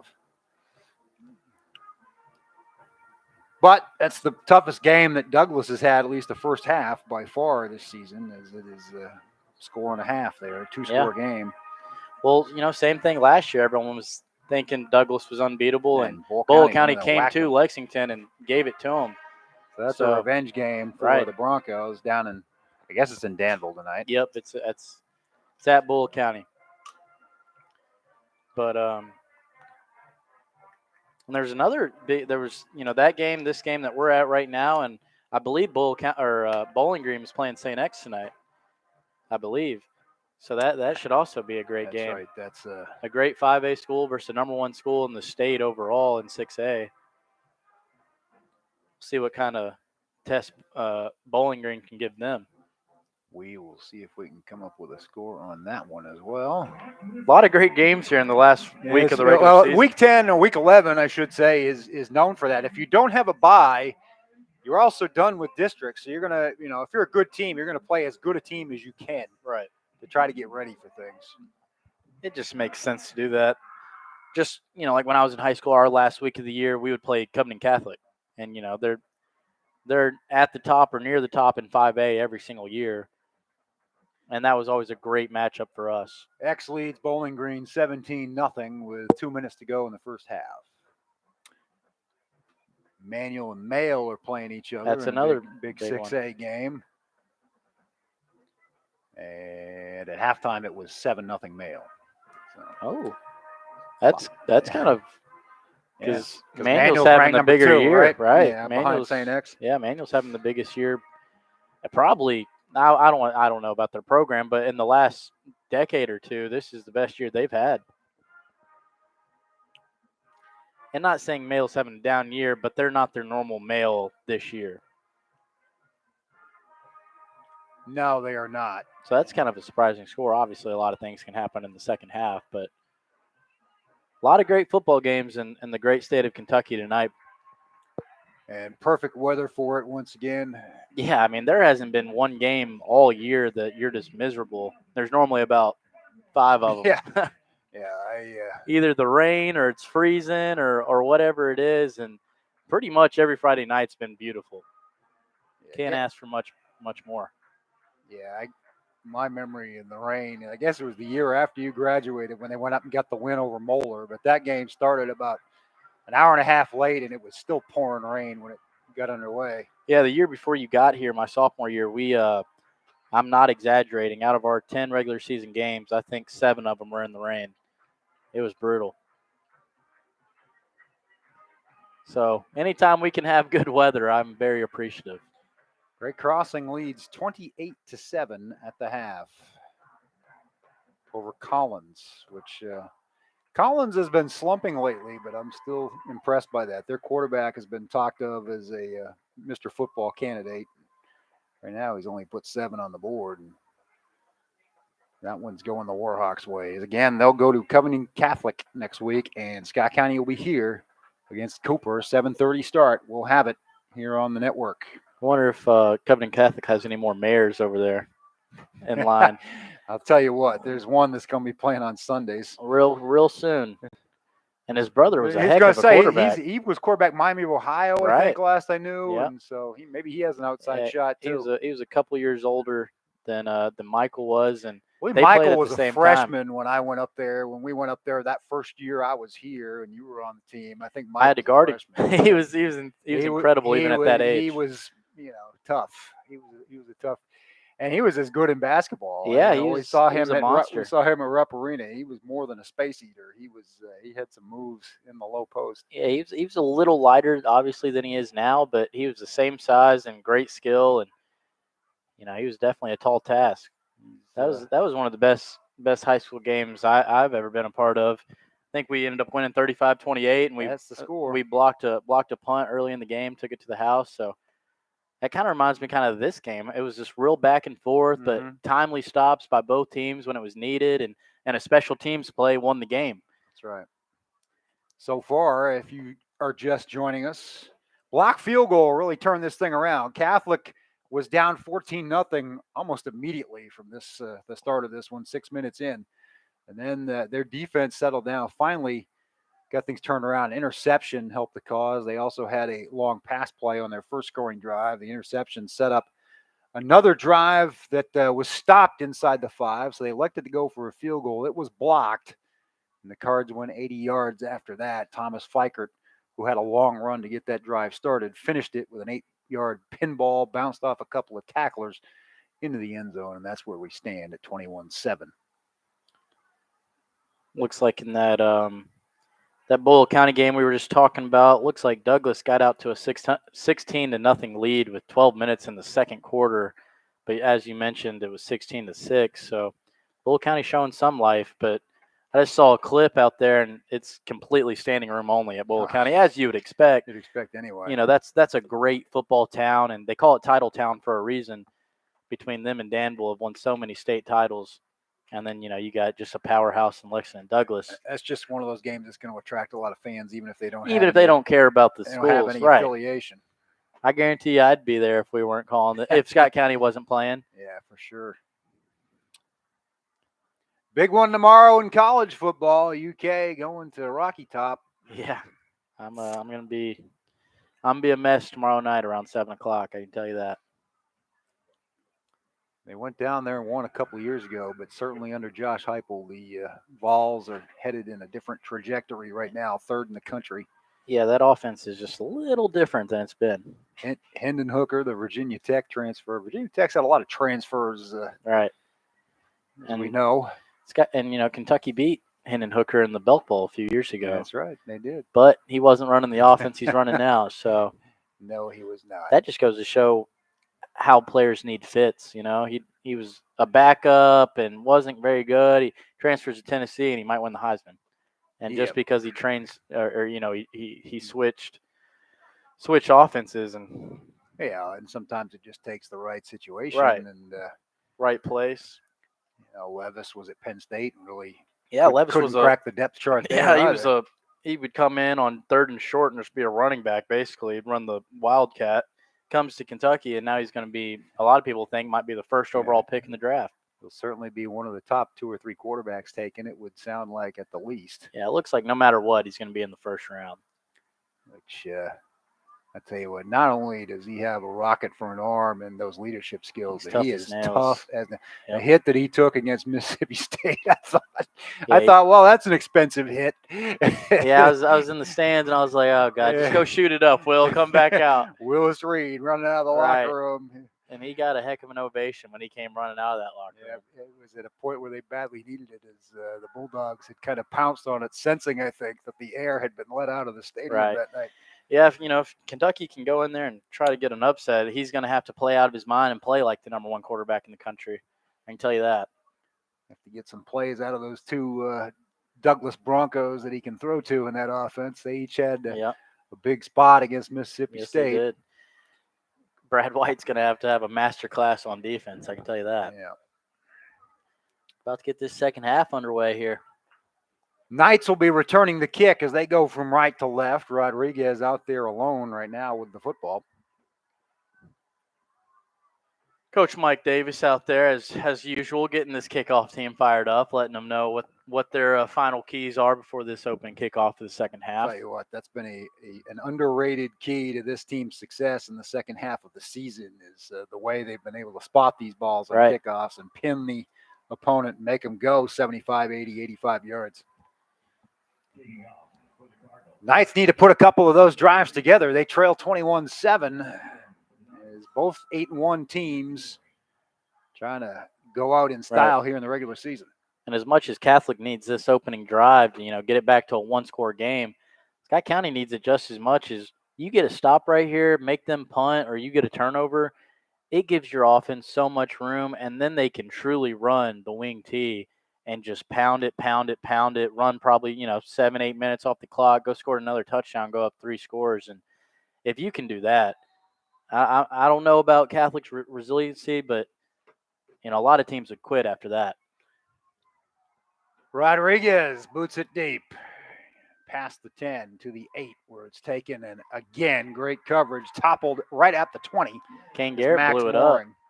Max Mooring has not found much room up the middle on runs or kick returns tonight. Garrett, who had a big run on the very first carry of the game offensively, we didn't see much from him after that, makes the play on special teams. Jackson Wasik goes back to work at his own 20-yard line. Yeah, Scott County's done a great job on kickoffs tonight. The Knights scored 63 points a week ago in their win over Anderson County. They are not facing the Anderson County defense tonight, although Wasik with a good fake and then gets tripped up on the draw up the middle. He will not get to the marker. It'll be second and short. Speaking of Kentucky football, they took that straight out of their playbook right there. A little fake pitch to the running back and then just a quarterback draw up the middle. 2nd and 1 is a little bit of a hurry up here from the Knights. 3 receivers to the right side, left side rather, 1 to the left. Mooring steps to the right, gets the first down, pushes ahead, spins it for a gain of 10 to the 39. So that's his best carry of the night. So this is where Scott County's defense, you can't feel comfortable with a 2-score lead here. You can't be playing back. You got to be the exact same thing you were in the first half, just aggressive. Let me run up, hit you in the mouth, not give you any room to work with. And on these first few plays of the second half, they've kind of been off the ball and kind of a little timid, honestly. Yeah, as we've said, the Knights have a knack for the comeback. That was a lot Mooring is better there. swarmed there.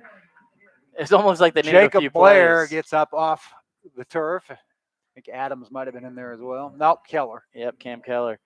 Yeah, it was almost like they needed a few plays. Like, oh, yeah, we're playing defense out here. They'll give him a yard. I didn't see it. But I it was didn't second either. and 9.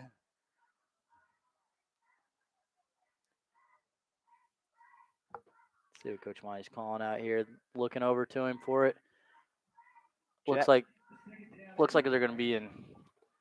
Well, I was going to say cover 4, but Buddy's kind of up on the line out there on a quads to the right. Wasik, draw play again, finds room to the 45, gets tripped up as Armstrong kind of reached out a hand there. Yeah, Toppled him and Blair barely tripped him up. Adams might have been there to cover it at the end as well. 3rd and 4. Jackson Wasik got to be wary of his ability to run the ball. He threw his 30th touchdown pass of the season in the first half. A good leaping grab in that occasion. Trips right for Lexington Catholic. Toss to the right. Mooring, can he get to the stick? Yes, he cuts back inside 45, 40, 35. He might be gone.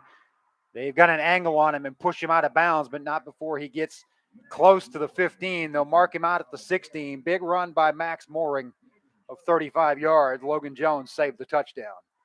That's one of those plays, Cal, that just a simple pitch out to the outside, and if you can make one guy miss, you can go all, you can score right there. But in the same instance, if Scott County just makes a play right there, it's an easy tackle in the backfield. That's kind of a do or die play right there. Catholic threatening here as Wasik Great rolled to his play. right, and a nice play to break it up over there. I think that was Paul Gardner. Garner usually knows where the ball's going to be, it would seem, and he does it again.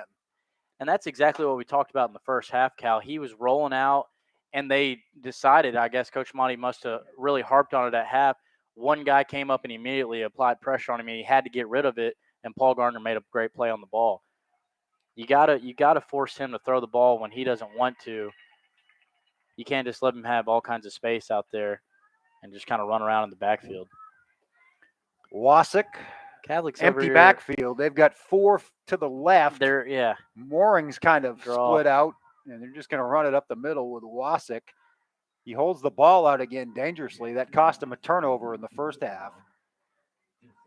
We have a flag down. We do have a flag down back here at the line of scrimmage. I would think that would be It's got to be an illegal formation. Yeah, I was just about to say I've never in my life seen this formation they're in. Yeah, and there's a reason for that. Right. As they will march it back. Because I was going to say they're in quads over here, but they weren't. They were in trips, and then there was another guy about 10 yards Wait a away. minute, am I Yeah. supposed to be here? Right. Big break there for Scott County. They'll mark it back to the 21, where it will be 2nd and 15. After the incomplete pass on first down, and now the illegal formation. I still think if you're Scott County's defense, you need to be kind of, up in their face a little bit right here. You can't be giving up anything just soft. Like a 5-yard hitch and let him run it for 10 yards. I just don't think you can do that here. And Screen in the middle and defended well. It's a good thing. Keller tripped him up as he would still be going if he hadn't. Just about to say that's another one of those plays that, he gets barely tripped up, and if they don't, he's hitting his head on the goalpost right now. Hunter Foster Let's see caught it on the middle screen. Is there a flag? That's again a little movement by Catholic before the snap. Was that a dead ball foul? Yeah, I guess they're marching it back 5 yards. They let it run the whole time. So 2nd and 20. And they didn't do a very good job blowing it dead, did they? No, they did not. 9 minutes to play. In fact, the clock's still running now, so he didn't wind it or anything. Third quarter, first drive of the second half. Catholic had a big run to get it into the red zone. Now they've been backed out of it by 2 penalties. Jackson Wasik has done a lot of the work on the ground. Now he will toss it And well Great read play. by the Cardinals. A double team there as Jacob Garner Blair. came in along with Blair. Jacob Blair did a great job of pursuing him and getting to the angle to where he had no other option than to cut it up, and that's where him and Gardner just came in together. Max Mooring stopped for a gain of 2. It'll be 3rd and 18. That's exactly how you teach it as a linebacker. Stay on that back hip. Don't let him force it. That was a great play. You might be on the cusp of your kicker's field goal range here, Yeah. but that's a big ask, and you're down 2 scores. That's right. So He definitely can make it, but you also got to think about, we already got 1 blocked. Catholic's going to use a timeout here with exactly 8 minutes to play in the 3rd quarter. If you're 21-7 County. Yeah, if you're Catholic, calling a timeout there, you definitely don't want to use it that early, but you also don't want to get in something on 3rd and 18 that, is going to cause even more of a mess for you.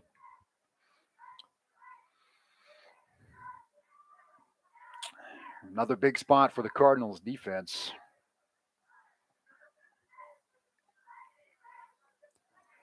Saw where Ben Saduli died today. Oh, no. Great Georgia My coach. goodness. 1981 national champion. Died Long at 90. time AD. Yeah, that's a full life for sure. Yeah, he but definitely lived a good one. thoughts go out to the Dogs on that loss, as he's one of the all-time greats. Coached Herschel Walker and that team. He's at Georgia for over 20 years. And then, like you mentioned, went on to be a good AD and everything.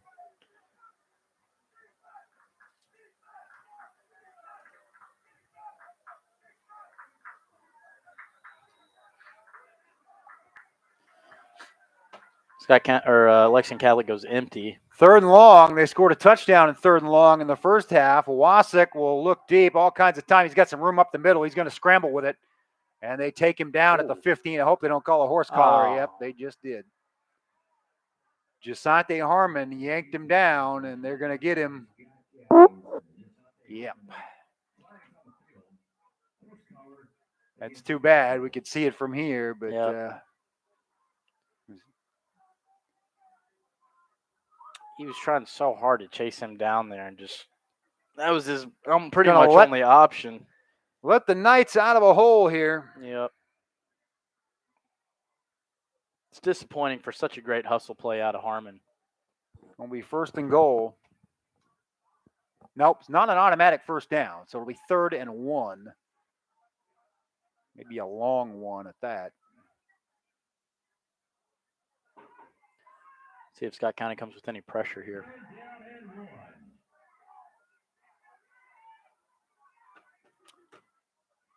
Wasik sending the running back in motion, so it's an empty backfield again. He throws it quickly to Sid Back, who gets taken down inside the 5. It's a 1st down. Max DeGraff on the grab.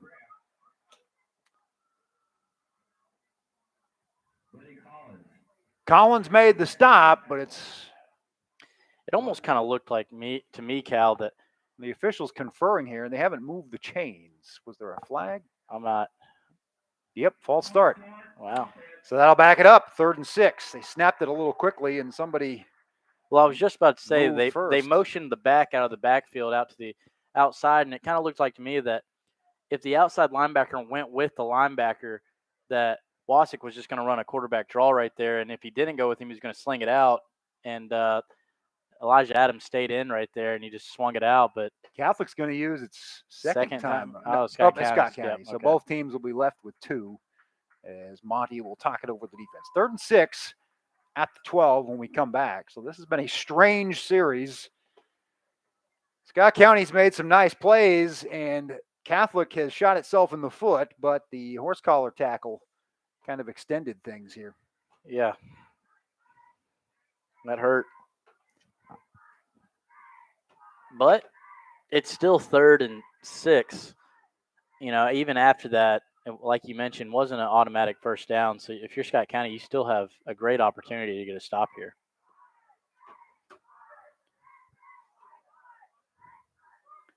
Scott County leads 21-7. Battle of 8-1 teams that are ranked near the top of Kentucky's heap in high school football this 2022 season. Playoffs are next week. Come right back here, 7:30 on Friday night, next Friday night, as the Cards will host Cooper from Union, Kentucky. The winner, more than likely, will earn the right to play at Highlands. At Highlands, played a couple games there. That's a unique. It's an interesting situation. Yeah. Highlands bench, you're like backs are against the brick wall. The brick wall, yep. And then on the other sideline, it's right next to the school. Throw deep over the middle, but it's dropped in the end zone. Catholic had the touchdown. Wasik had his man wide open, but just could not go up and make the catch. 4th down. Yeah, he was wide open. Definitely a busted coverage there by Scott County secondary. And the ball was a little behind him, but hit him straight in the hands. Just couldn't come down with it. Back of the end zone. Would have been 6. And now it's 4th and 6. Big play in the football game here. Clock stop was 7:13 to go in the third quarter. Cardinals lead by 2 touchdowns. We were wondering if they would just go ahead and kick a field goal, but I think they know they need touchdowns to try to beat Scott County. They've had some difficulty stopping this Scott County running game. And that's going to force their hand a little bit. Wasik to throw it again. He scrambles again. He finds his man. Incomplete. Knocked down, incomplete. Is that Garner again? I believe so. I was just looking for any flags out there before I said anything There were else. a lot of them on that series. Yes, there was. But nonetheless, great stop by Scott County. All Garner, baby.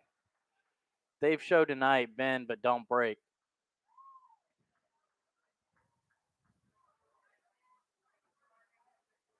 If you can do that against very good competition, then you're going to win a lot of football games. And Scott County's proved that all year. 21-7, Cards will go back to work with the lead. And as we talked about, you can get a stop right there. You go have a drive for about 7 minutes for a touchdown. Catholic might just shut it down. Oh, play action. Going deep. Hickey has Brown who adjusts and make the catch. Nope, incomplete. You hit the turf. First I thought he had the catch, and then I thought Catholic had the interception, and it was neither. Thank goodness. Right. He made a great adjustment on the ball, but so did the defender, number 12 for Lexington Catholic, John Williamson. Queese had it, and then Williamson had it, and then neither one of them had it. 2nd and 10 from the Scott County 12. Yeah, I didn't know what to say there. At first, I thought they were going to call a push off. They didn't. Then I thought he caught it. Well, yeah, because he did push off. Then he did it, and I was praying for no flag at first. Right. They're going to run the ball and lose a couple. So this drive has not been what you want after getting that emotional stop. They'll get set back to the 11. It'll be 3rd and 11. Yeah, that was a great play by number 37 for Catholic on setting the edge right there. He set it so far out that he forced Thomas Fiker to cut it back in when he didn't want to, and the linebacker was just waiting on him there. I do usually like that idea of going for the home run ball after you get a stop like that. But I loved it. It does put you in a situation where it shortens your playbook on 2nd and 10. Hickey just waited a tad bit too late to throw that football there. He's going to throw again. They run that pass over the middle for a 1st down to Isaac York. That has worked all season long on 3rd and long. It was actually to Queese. I don't know what route he ran because, like you mentioned, I thought it was 15. It wasn't? No, yeah, it was Queese. He ran it exactly where York's been all year. Well, so there you go. Either way, that was a good. I'm seeing wrong numbers. Good motion. Again, they are wearing the black numbers on the red tops. And here's the run to the 35, the 40, and taken down. But another 1st down for the Cardinals. That was a great Thomas Fikert. Great cut by Thomas Fiker. And when he hit that hole, I thought he was about to go to the house, but great play there by Catholic safety to cut him down. But nonetheless, 1st down Scott County, and they got the ball moving. And they are out of a hole. They were on their own 11, facing 3rd and 11. Gained 13 on the pass, and now 16 on the run, and have some room to breathe. And now they'll run it with Fryman bouncing off of 5 Knights to the 45. Past the 45, 2nd and 4. Keep it going. Do it again. Line it up and do it again. And when you can keep a defense on their toes by switching it up, we talk about it so much. There's only so many plays you run out of the wing tee, but if you just keep switching them up and you keep that defense on their toes, they have no clue where the ball's at, and that's how you end up running it down their throat. Hughley, left tackle, lots of room.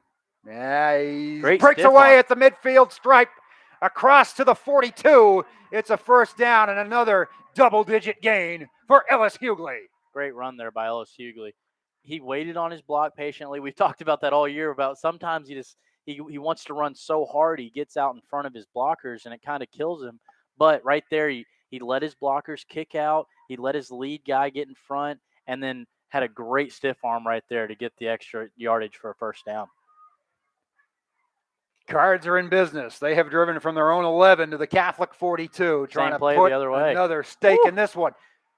Inside to the 37, Fikert again running over people, stiff-arming guys. Jacob Fryman with the lead block. How about a pancake out there? Letting the sideline know what's up. Running right at the Scott County sideline and making hay. 2nd and 5. Time is a-wasting in the third quarter, under the 4:10 mark. That's kind of block right there, Cal. Gets the sideline fired up. Gets the whole crowd fired up. Happened right in front of them. And again, getting it to 2nd and 5 right there. It's just huge for this offense. Fryman bulldozing. Now you feed Close to Fryman the for 30. a first down. It's just, Move the chains. you know, when this offense is clicking, man, it's just so hard to stop. And Scott County definitely has it clicking right now. As Catholic's trying to just sub in guys left and right, trying to keep fresh legs on that defensive line, and it's not working. I can tell you that. Nope. They are out of solutions right now. Fryman, rinse, repeat. Across the 30 to the 29. Gain of only a couple. Now, I am 100% keep running it down their throat. But you just mentioned Isaac York. I think this is where if you did play action for him, there probably wouldn't be someone within 20 yards of him. Just because they're so in their brain right now, we have to get a stop or this game could get away from us. And I'm starting to see those secondary guys start creeping up. And right when they start creeping up a little too much is normally when Scott County hits them for a big play. York lined up as the tight end on the left. Brown is out wide to the right. Now York in motion to the right. Catholic almost jumped to the hard count, and now a timeout. Another timeout for Scott County. Hopefully they won't need it later. That's the second one they've burned. Yeah, 2:35 to play in the third quarter. That was just an attempt to see if – I don't know what happened there. That's not third down. Right. So he must have not liked what he saw there, right, Coach McKee. Because there have been other times during the game or even throughout the year that they've done that, see if they can get someone, and then he looks over, gives them a play, and then they run it. Right there, they did it and just decided, we'll just call timeout. Big spot here for Scott County's offense. They're up 2 scores, trying to make it 3. 2nd and 8 at the Lexington Catholic 29. 2:35 remaining in the third quarter. This offense has run the ball at will tonight. They've just got to finish a couple more drives to put this one away, I think. It's Catholic, no lead is safe. We mentioned the 28-7 score, or a 27-7 score early in the season where they trailed Boyle County. Yep. Similar scenario brewing here. Scott County can punch it in, so you cannot take anything for granted. No doubt. Update on the Boyle County Douglas game. Douglas just scored with 9 minutes left in the third quarter to make it 23-6. That one is probably out of reach, but you can never say that with a program like Boyle County. Too much pride there. Right. 2nd and 8. Fullback. Fryman across the 25 to the 23. Carrying guys for a couple more. 3rd and short. Maybe a couple of yards. Again, you got 2 downs to get 2 yards here. You've been pretty much getting whatever you want all night. If you're Coach McKee, you can pretty much run whatever you want to run here. But as you've said a billion times, why go away from Jacob Fryman here? I'm just a big fan of if you've got an itch, scratch it.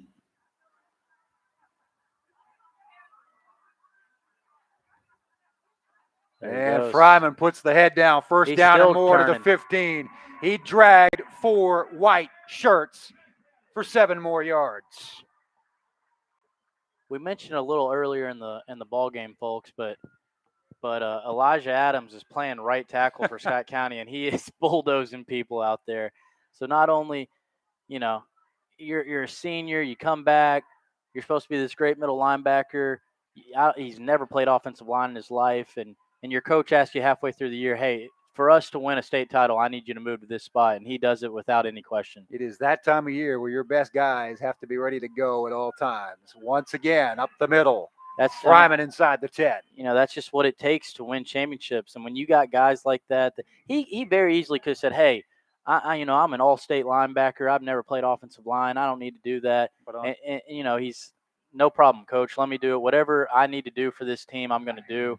Now he's playing both ways. On the flip side, he's a fifth-year senior, and there's Right. only one reason on earth you would choose to be a fifth-year senior, and that is to go play at Kroger Field at some Right. point in your life, and they've got a good chance to do it.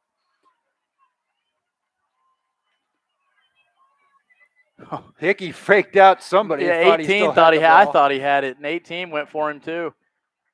That was a great fake. It was just a handoff up the middle, Another just first shy down. of the 5, first and goal. Chance As to this really clock's rolling. put this away. 111, make a wish. Scott County started this drive with 7 minutes left, and we said it would be great for a 7-minute drive here. Go score another touchdown. Just what the doctor ordered. That's right. A minute left. They're on the 5-yard line right here, going in. As the clock's rolling. I say, you could even push this to the fourth quarter and punch it in, and that would feel even better, I think. Ball just shy of the 5-yard line. Jacob Fryman won't be denied. Is he in? Oh, they're marking him at See about where the the inch. signal he is, right at the half-yard line. So there will be one more play in the third quarter at least. And I would expect that to be a touchdown by Jacob Fryman. Or maybe a quarterback sneak. Or Andrew Hickey. That's right. Or, LSU. Who knows what Thomas they're gonna do. Spiker. Maybe throw a fade. to They've got Quees. options. That's one thing this team has this year. Under 30 seconds to play, third quarter. Chance to go up 3 scores. Hickey will keep It is Hickey. touchdown. Touchdown, Scott County. Cardinals in full command of this one. And y'all are going to have to start to figure out that the Scott County Cardinals are a top 10 team in Kentucky.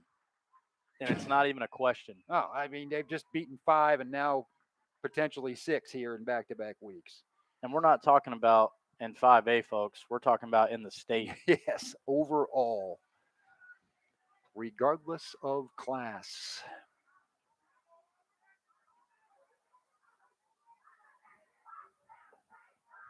Stanley kick is up, and for the fourth time tonight, it's good. 28-7 with 20.4 seconds remaining in the third quarter.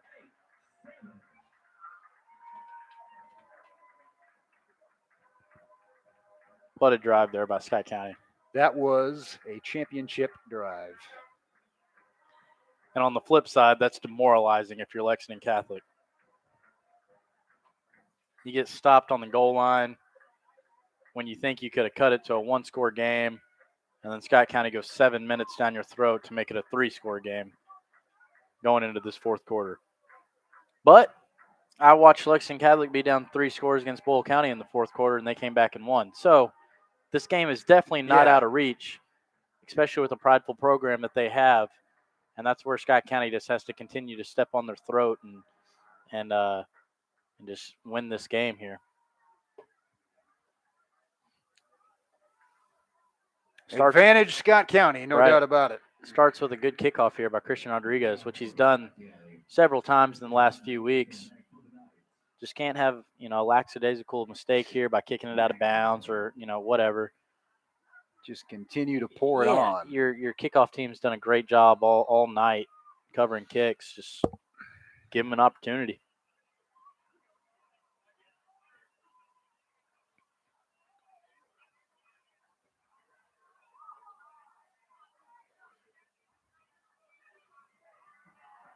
And he does just that. Oh, fumble. Bobbled it, juggled it, picked it up at the 1, and gets buried at the 6. Great play, Thomas Spiker. And it looks like Kane Garrett. Yeah, Kane Garrett. Again. Both of them down there. They've been down there all night. Garrett had 1 carry tonight. It set the tone for this game, and he's made 2 ginormous plays on special teams. And that we just talked about championship winners right there. He starts out the game with a huge run. I don't know that he's really been in since, and he's still going down on every kickoff with so much passion and making great plays for this team. Just know and accept and embrace your Right. role, and that's what championship teams do. And no one on this team has been selfish with it all year, and it's shown. 12 minutes away from a win that would ensure them, if they can continue the run of having home games in the playoffs in weeks 1, 3, and 4. Catholic runs the ball across the 10-yard line on first down. Good tackle by Luke Valencia. Down. He was slow to get up. His teammate was signaling for a trainer, but Max Mooring jumps to his feet on the final play of the third quarter. They'll swap ends. The Cards up over the Knights big, 28-7.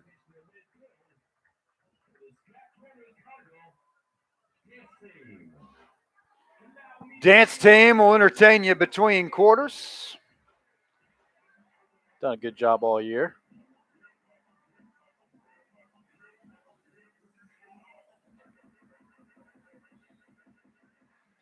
This has been such a team victory that it's going to be hard to pick a sword performance player of the game tonight. Jacob Fryman certainly has had one of his more unyielding games. He really keyed that last drive, just bulldozing people. Yeah, and the thing is Fiker's had some runs. Hughley's had some runs. Right. There hasn't been one guy all night that's just carried the load, and really not on defense either. No, it has been. I mean, Garner's had some big plays, obviously. Jones had a big play. Adams, Harmon, Keller. And again, get back to that point. That's what you could say about championship teams. Right. You can't just point to one or two guys. You point to 22.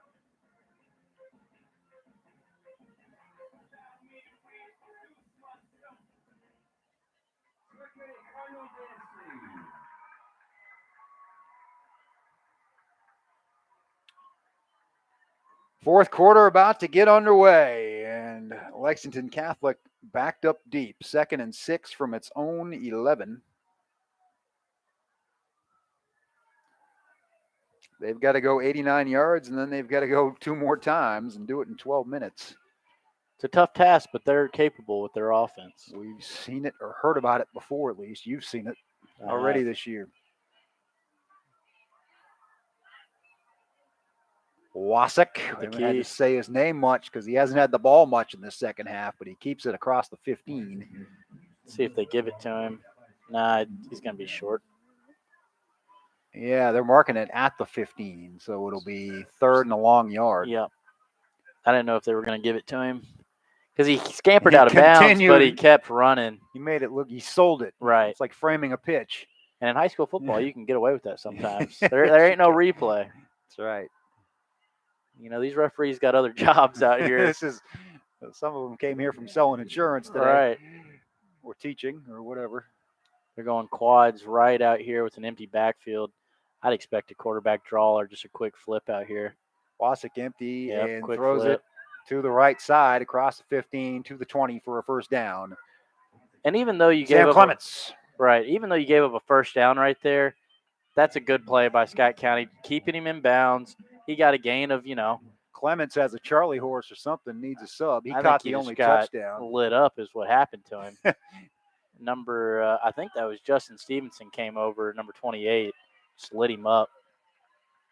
If you can force Catholic, even if they go down and score, if you can make them use up time right, here. if you can make them go score, use up 5 minutes or whatever, you got to feel really good if you're Scott County's defense. Mooring, there's going to be a flag coming in that's going to back it up. Not sure if it's going to be a hold or a block in the back. It's going to be a 10-yard plus penalty, one way or the other. Block in the back on Catholic. 10 from the spot. Back it up to about the 14-yard line.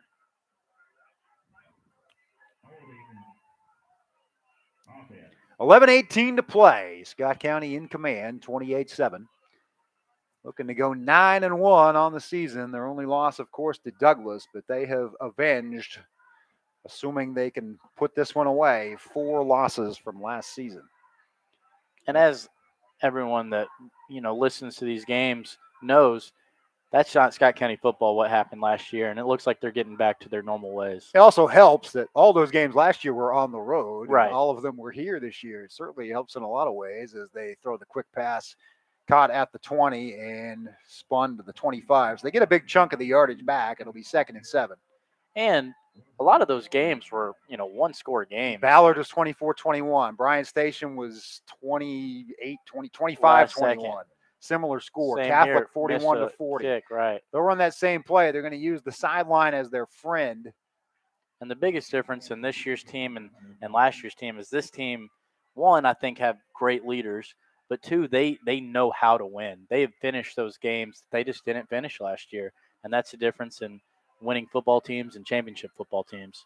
3rd and 1 as Hunter Foster caught the ball on the sideline. Now they'll run it up the middle. I don't think he got it. I don't know if he did either. They stood him right up. I believe it was Mooring again. Has not had much luck running up the middle, and they flip it to 4 on the down. They did stop indicator. the clock, so I don't know if they're going to measure it or if they're giving it to him. They gave it to him. I would like to think that if I was about to say, I think if this game was a tie game, they would measure that ball right there. Monty McIntyre exhorting his defense, signaling. He has done a tremendous job this year with yes, he has 3 shutouts in a row before the Ballard game. And they've kept 2 great offenses in check. That's a dangerous throw over the middle that was almost picked off. Coming in from the backside, Luke Valencia. Man, I thought Luke was going to get that ball. He read that ball perfectly and ran near 20 yards just to get to that. Had one paw on it and just couldn't bring it in. He is frustrated with himself. He is. And that was great coverage. I was so focused on Luke, I couldn't tell who was on the coverage, but he had to reach over his shoulder. Right, it would have been a heck of a play, but Right. it was a heck of an anticipation Yes, to it was. go make it. Yes, it was. 10:22, clock stops. Wasik will Going throw deep. it deep. He's got DeGraff. Buddy. Little contact, but Buddy Collins had it covered well. Incomplete. The thing about that, DeGraff's complaining about a flag. But he Buddy, initiated the contact. well, not only that, but the contact was right at the point of the play. So you can't throw a flag on that right there when both guys are going for the ball. And that's exactly what Buddy Collins did. Defensive player has as much right to Right, it as the right. offensive player. And Buddy turned what she did earlier in the game, turned into, him running the route right there. They were both going for it like an offensive player. Yeah, DeGraff had to kind of play defense at the end. Right. This Big is, third down. This is quite the costume this Yeah. fan has on with the Yeah, I red see lights it. coming up the stairs at us. Wasik in trouble. He's Can going to they get get him down? sacked, They got or him. at least caught at the line of scrimmage as he could not break free. He's definitely hard to bring down, and he kept just getting away from ankle tackles, and finally DeSante Harmon said, "This is enough. I'm throwing you down." Harmon, Blair, Right. and others. Looks like they're punting. Yeah, they are deep in their own territory. It's 4th and 10 at the 31. Again, you got to look for the fake here. Right. 9:45 and counting. The Knights need 3 scores. This is almost like waving the white flag. Yeah, if I was they just punt. about to say. I They mean, may not get the ball back. You know No, what I mean? Against and- this offense. and it's not like you're on your 2-yard line. I mean, I'm very shocked that they're not going for this right here. Now they do. Their best athlete's the punter, so maybe He will punt he's it. punting it. Logan Jones will just let it bounce. Now he'll go pick it up at the 28 on a hop, the 35, coming toward his sideline, the 40, pushed out of bounds, and there's a flag as he got pushed out of bounds at the 43. Scott County just can't help themselves on the blind side blocks when Logan Jones has the I ball. know. He's got to be saying, come on, guys. The way Scott County's moved this ball, though, you're almost thinking, "Hey, good, we can waste more time, give us more yards to work with." Logan Jones ain't saying that. I can tell you that. He's saying, "Come on, man, let me return a kick without you guys doing something." Either way, Scott County's ball, and I am shocked that Catholic didn't go for that right there. As you said, I mean, that's almost like just waving the white flag with 9 minutes Yeah, left. I think they've accepted the fact that they are not going to score 3 more times on this defense. Y'all better be ready if you're coming to the Nest to play this team, or if you play them anywhere else. That's right. especially when they're playing this well on offense. That defense has been great all year. Their offense can play this way. It's going to be tough sledding. Scooting up the middle, Garrett gets to the 39. Gained him a couple. Poor if he just stays on his feet, he's got 15 yards. You want to talk about a low center of gravity? Kane checks in at about 5'6". Yeah, he kept tripping over himself and got a gain of 2, but he had a lot of room. Elijah Lilly's in the game at wide receiver, number 2. They will run a sweep, cutting it back at the 40, not getting very far is Hughley. It'll be 3rd and 7. He stayed in bounds. Yeah, I was about to say Ellis did a good job of staying in bounds right there. The poor ref over here got knocked down. He couldn't get his arm up to roll the clock, but under 8.5 minutes to go.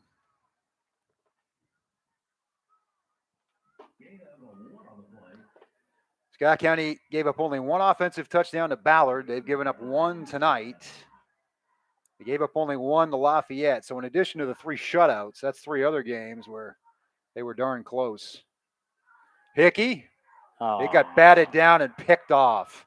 The second interception of the night for Catholic. They tried to run a little play action there, and keeping the Knights in the game with 7:56 left is Spencer Bennington. They try to go to that little quick hitch there to Isaac York that's worked pretty much all year, and Bennington just did a great job of falling back into coverage and getting his hands up.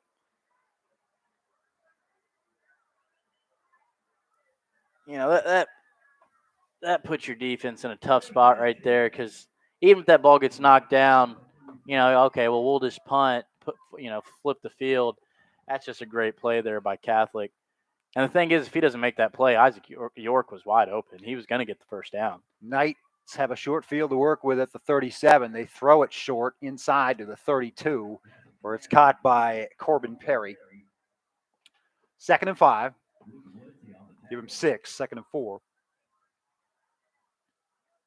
Time is not the Knights' friend. They have 2 timeouts, 7:38 to play. Cards have 1 more time to stop it. They're not in any hurry to do that on either side of the ball. Wasik will roll to his right. He has a man at the 20, complete again. Trying to fight for more yardage, but he'll stay in bounds, is number 4, Tanner Pedrosh. I tell you what, though, Cal, Coach Monty is a very, very prideful man, and he definitely does not want to give up a touchdown here. So this Scott County defense is still going to be full out. Now, you've got some wiggle room. It is 28-7, 7:21 to play. Ball marked at the 20, but yeah, you've played so well tonight. And again, like you said, the offense kind of put him in this spot. Crowd trying to come to life and exhort this defense. Middle screen, kind of a slant actually, and getting away from a couple of lower body tackles for a 1st and goal scenario once again is Pedroche. So a couple of throws to the same guy cutting across the middle, and all of a sudden the Knights get out of bounds and stop the clock with 6:57 to go. And a chance to get within 2 scores. As we said, do not sleep on this team. They have shown a knack for the late comeback.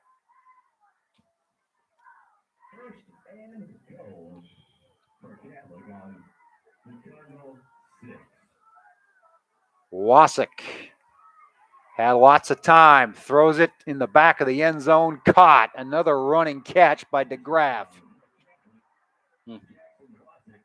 6:49 to play. So don't go away.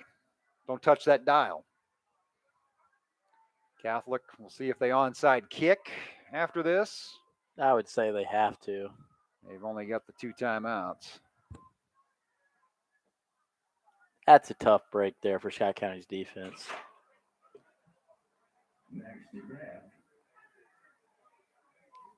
Looked like Buddy Collins had great coverage right there. He was right on it. He just made a good athletic play in the back of the end zone. Right.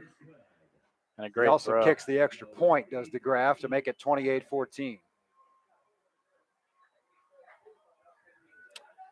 So, not over yet, folks. Great crossing. That game is just about over. They're up 35-7 with 3 minutes to go in the 3rd quarter. Warhawks are going to be 8-2 to end the regular season for the second year in a row.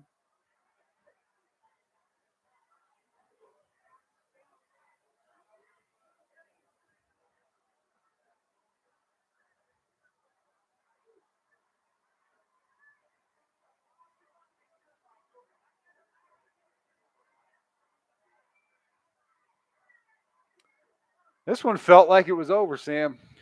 I don't like the. Right. It's got a little bit of an eerie vibe going right Yes, now it does. And around Halloween. This is exactly what happened in Bull County. You know, they pretty much had it won. They made a mistake. They go down and score. You know, Catholic got a quick 3 and out, went and scored, and same thing happened. Got an onside kick and then went and scored again and won the game. They've got kind of a modified hands team as Logan Jones is standing at the 50. They put Buddy Collins back with Daquise Brown. Isaac York runs in late. Jacob Blair coming onto the field. Buddy Collins and Jaquise Brown are back for the Cardinals. They will go for the onside kick. I don't think it went. Did it go 10 yards? I'm not sure that it did, but I think Scott County might have touched it. Sam Clements, who made that leaping catch earlier in the game. Well, they still haven't made a decision, I don't think. They're talking about it. Well, Catholic's got the ball with 6:49 left. Unbelievable.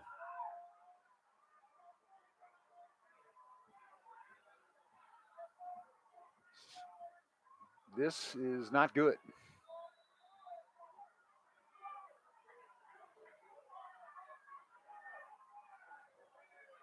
Wasik scrambling. He's got room across the 40. Thought about sliding. Now he does at the 33 with a first down.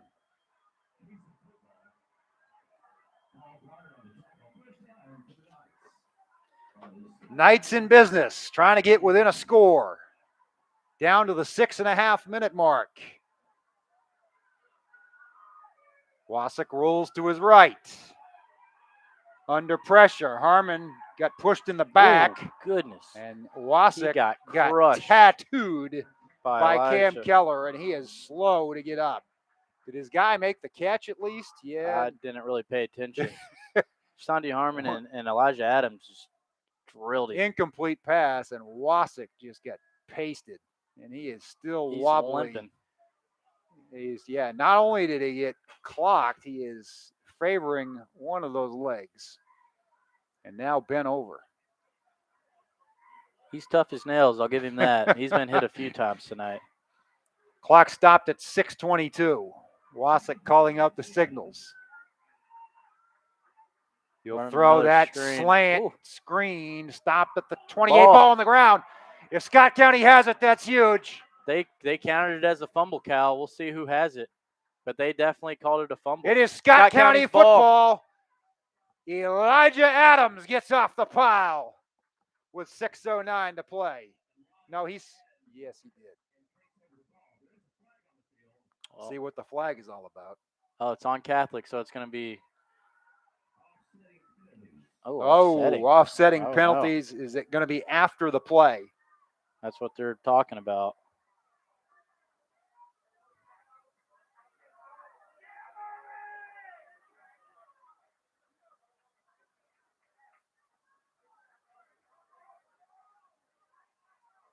Oh, they gave it to Catholic. Oh, Wow.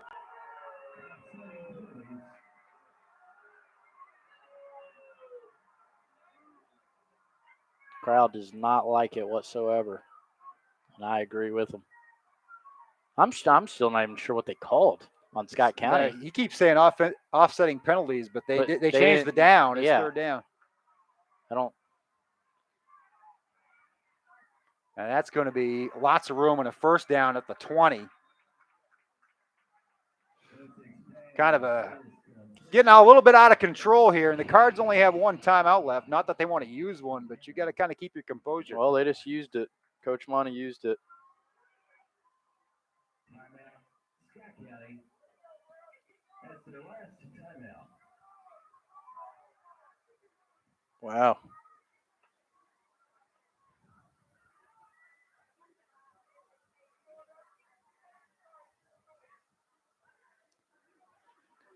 There's really not Everybody much in to the say, place yeah. thought it was an Elijah Adams fumble recovery, except for the guys in the stripes, and that's what matters most, I guess. So we are still watching Catholic with the ball and a chance to get this thing down to a single score. It's never easy when things get to cutting time against Catholic. Yeah, it gets hectic. There's and normally- they never quit. No matter what sport it is, there's normally a whistle somewhere. I think that was a very good timeout by I the agree. Cardinals and Monty McIntyre. It's their last one. Which, But when you're up, but 2 you've got the touchdowns, lead, and, exactly. with this little Now- amount of time, it's okay to go ahead and use that. And If by some act of God we get to overtime, we'll get one anyway. right, and you can get your defense set here. Wasik all day to throw. He's got his man dropped at the 10. Yep. Second down. you Well what, covered, but yeah. it should have been caught. I'll tell you what, Wasik's been putting balls in places that I don't know that he should be. No. He's been very Tight accurate tonight. windows. Right. Every time I look in the secondary and I think, well, they got it covered pretty well. What's he going to do? And then the ball just comes flying out for a completion. He's fitting them in spots that most high school quarterbacks aren't fitting them in. We haven't been getting our stats tonight, but I'll look forward to see how many times he threw the ball when this one's over. He's got to be in the 30s by now. He'll throw it again or try to. He'll avoid the rush. Buys some time. Finds his man tipped and tipped again and almost picked off in the end zone. Incomplete. It'll be third down. Scott Kennedy said a few of those tonight. Right off of multiple fingertips there. The first set belonging to a guy in white and the second set belonging to a guy in red. 3rd and 10. That Paul Garner again? I believe it was. He's always around the football. It doesn't matter. Special teams, defense. If you put him in the game to catch the ball, he'll be around it then. And Scott County's up 2 touchdowns, and it feels like they really haven't caught really that much of a break No, tonight. They haven't. Going Coming back up to the middle is Harmon, and a good Great play. Tackle. Elijah Adams. Elijah Adams. Who else? Shocker. They went to the well a little one too many times there, and Elijah Adams came flying up and made the I've play. seen that movie before. Right. 5:15, clock still rolling. 4th and 10. Last ditch for the Catholic Knights here. Yeah, if Scott County can get a stop here, you got to think probably ball game. They've got to get to the Scott County 9.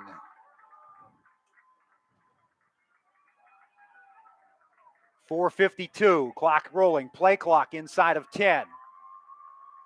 Instead of 5 now. Wasik's got to snap it, sends his man in motion. Coming up the middle, Graham Bowie had his hands on him. Got him. They've got him sacked at the 25. Who finally came off? It's number 17. A.J. Wands. That is A.J. Wands finally getting him. All night, Scott County's defense has bent, but they haven't broke. What a stop there by Scott County's defense after being set back right there. Now, if you're Scott County's offense, you just got to go back to being you and just run this clock out and go win this football game. Turnover on downs comes with 4:34 left.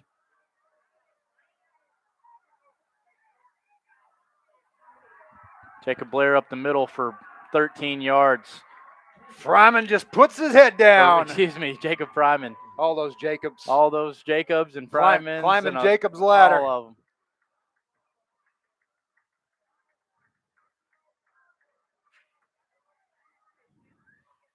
That was a heck of a run by him. Just put that shoulder down right there and just ran through about 3 Knights for an easy first down.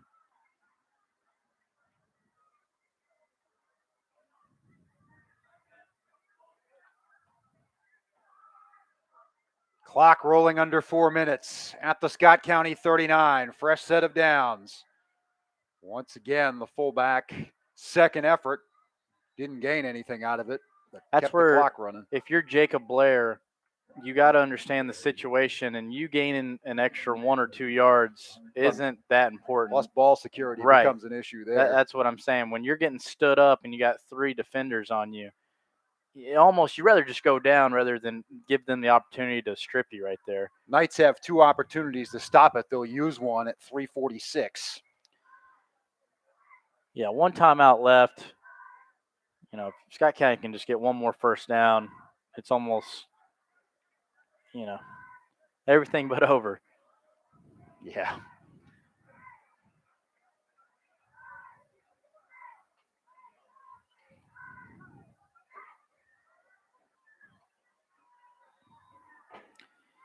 Man, what a stop there by Scott County's defense. They are just resilient. Just a team effort.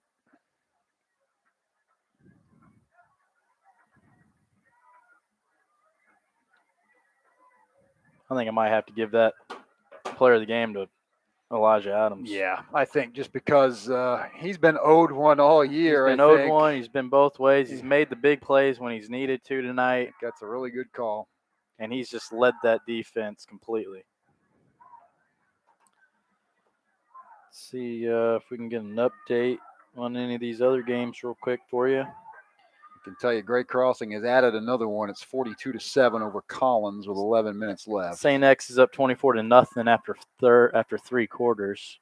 They'll run the sweep to the short side and buried there. I expect the Knights will, Goodness. Expect the Knights will use another timeout again. As they do. Their last one. Neither team can stop it after this in regulation. 3:34 to go. It'll be 3rd and long. Wow, Cal, it looks like Mail beat Manual 14-3. That's a little bit of an upset in 6A. Come to expect a lot of low-scoring games among those top teams in Louisville. Yep.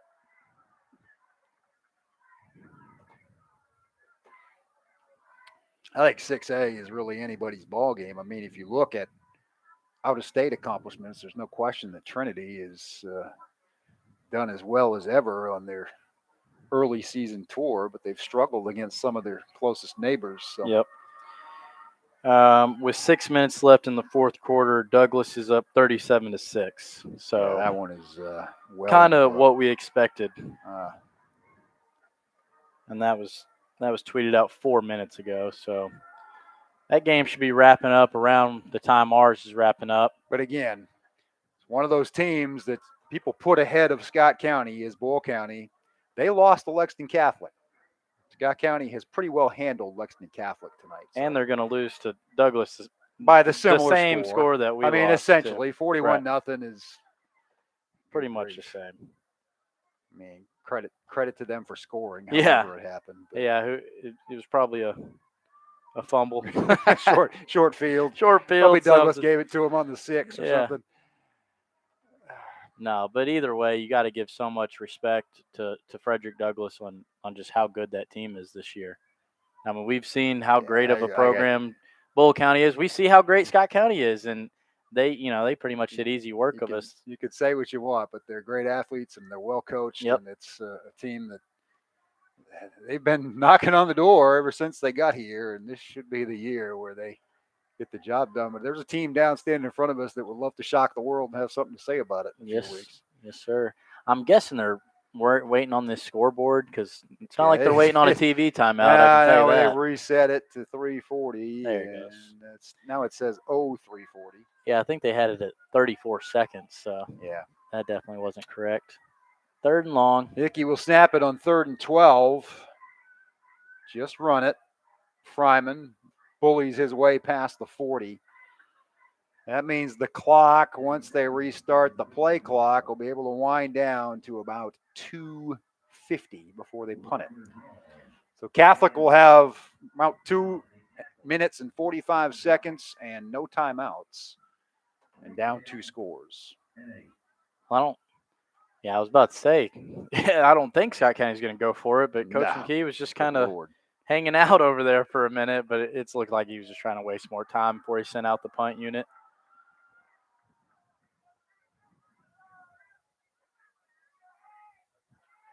They need to hurry up. There's 4 seconds on the play clock. I don't think they're going to get it off. Nope. They're just going to let it run. Probably not the worst thing in the world. It's You not, use up but some time. But they definitely weren't trying to. They just got out there too late.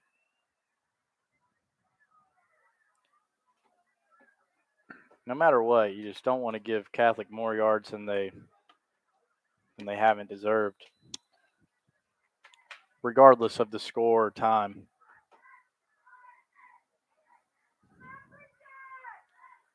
Christian Rodriguez will punt it away, we think.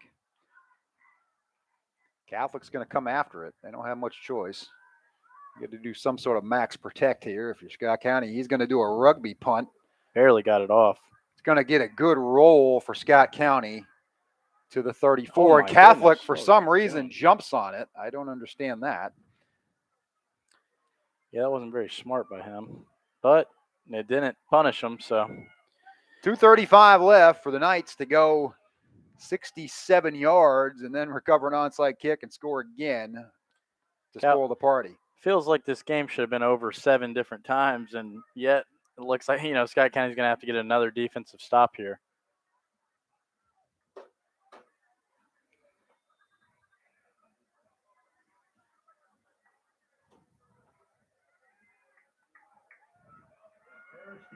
But they've done it all year. They've done it all night. Let's see if they can do it one more time. Ball at the 33. Wasik.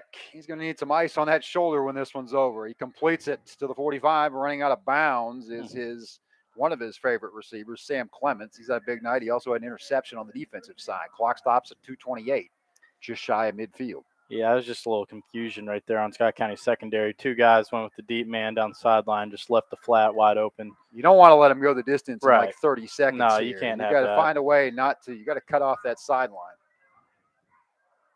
Wasik will throw it to the left side. Ooh. Good tackle there to keep him well in bounds. Logan Jones with a big stick. Logan puts the hit on him after a gain of 6, where they'll mark it, maybe 7 at the 45. Seeing right there, he's playing a little off. But if you can come up and make a tackle right when he catches it for a gain of 5 or 6, then that's fine. It's just when they're playing too far off and letting them get running room after the catch is what just can't happen right here. Wasik throws it deep down the middle into triple coverage, and somehow DeGraff comes down with it at the 10. I don't know how he came down with that. Like you said, in triple coverage, and somehow he's the one that came down with it. He's just a good ball player. Yeah, he is. First and goal, Knights. Throw to the end zone, just like that. Catholic is an extra point away from being down 7. Unbelievable.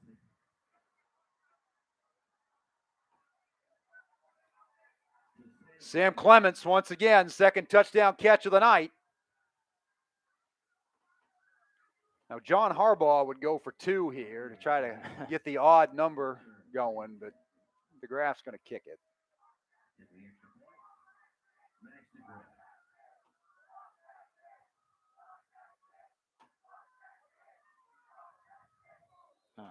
Whistle. It's going to be offsides on Scott County, so let's see if Maybe they Catholic will. does try to go for it.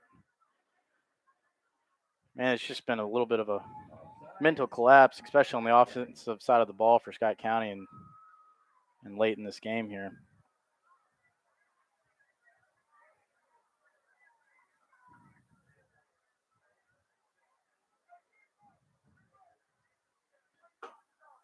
And this is what Catholic does. They just stick around, and they just don't give up. Don't give up and don't look up. Don't pay much attention to what the score is. Leave that to the coaches and just make plays. I think they are going to maybe – nope. DeGraff's going to line up and kick formation. They're just going to decline the penalty.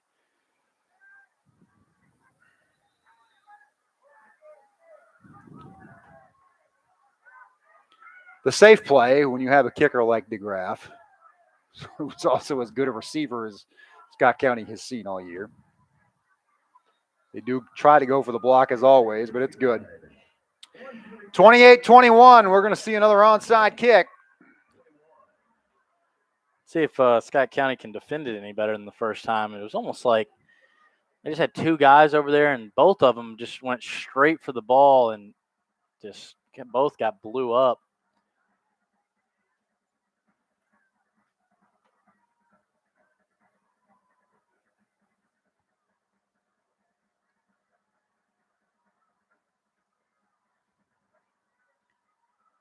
Well, we thought we were going to get a thriller, and it's looking like it's going to turning come down into to one, that. isn't it?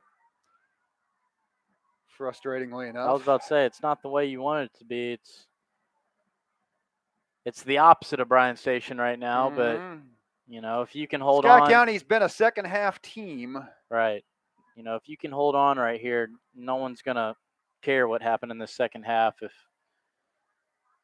a win's a win.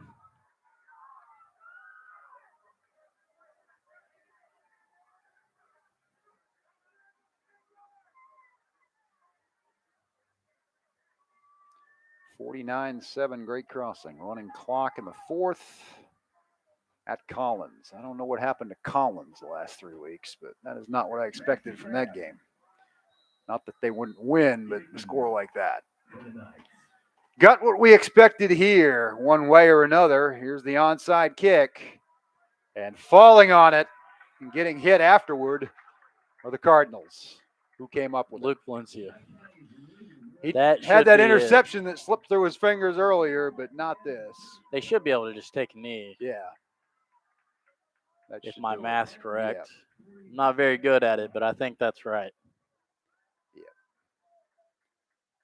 Victory formation. Yeah, especially with Catholic having no timeouts.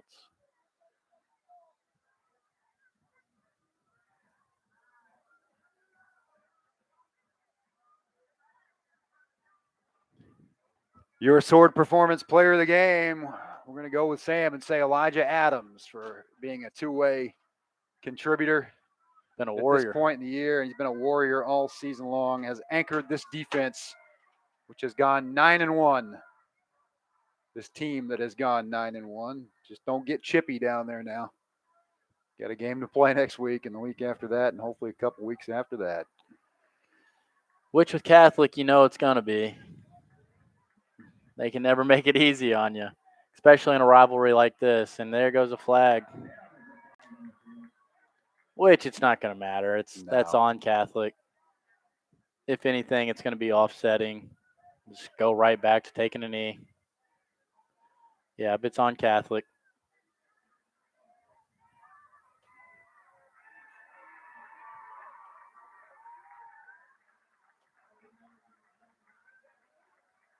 Unsportsmanlike conduct called against Lexington Catholic. First down for the Cardinals. Well, they were gonna be able to knee it no matter what, but that definitely just gave them a first down. Yep. You won't even have to. Maybe one more time after this. Maybe. Clock will tick down to, it'll be under 40 seconds. Yeah. They'll only need to snap it once. It's first down anyway, so it doesn't matter. Hickey's just going to watch for the sideline. He's got somebody holding up a finger. Well, he snapped a little early Snapped there. a little early. We'll see when they wind it. If the officials are smart, they'll wait until it's up. They will have to snap it one more time. Yeah. I'd just go ahead and get it over with right now. Don't even wait. Just put it down, snap it, get out of here. Yep.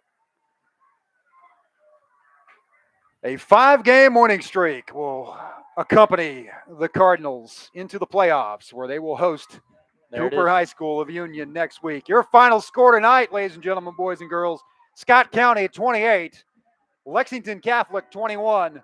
The number one team in 4A goes down to the team that shouldn't be any lower than 3, and I would say 2 in 5A. They're going to get a chance to prove it over these next 4 to 5 weeks. Sam, any final thoughts on this one? It got a little anxious at the end, but 3.5 quarters of this game were well in hand and controlled by the Cards. Yeah, Scott County was in full control of that game most of the game, and that's just what Catholic does. They just stick around and take advantage of a couple of mistakes. But like I said, a win's a win. You go home with the win right here, and in 6 months, no one's going to say, oh, what happened in that second half? They're going to say Scott County beat Lexington Catholic. So a great win right there by Scott County heading into the playoffs, and I'm ready and excited. Can't wait. On behalf of Sam Sutton, Brett Smith, Mike Scoggin, DT Wells, I'm merely Cal Oak saying good night, God bless. Your final score one final time. Your Cardinals 28, the Knights 21. See you next week. Cooper, Scott County, 7:30 Friday night. Go Cards.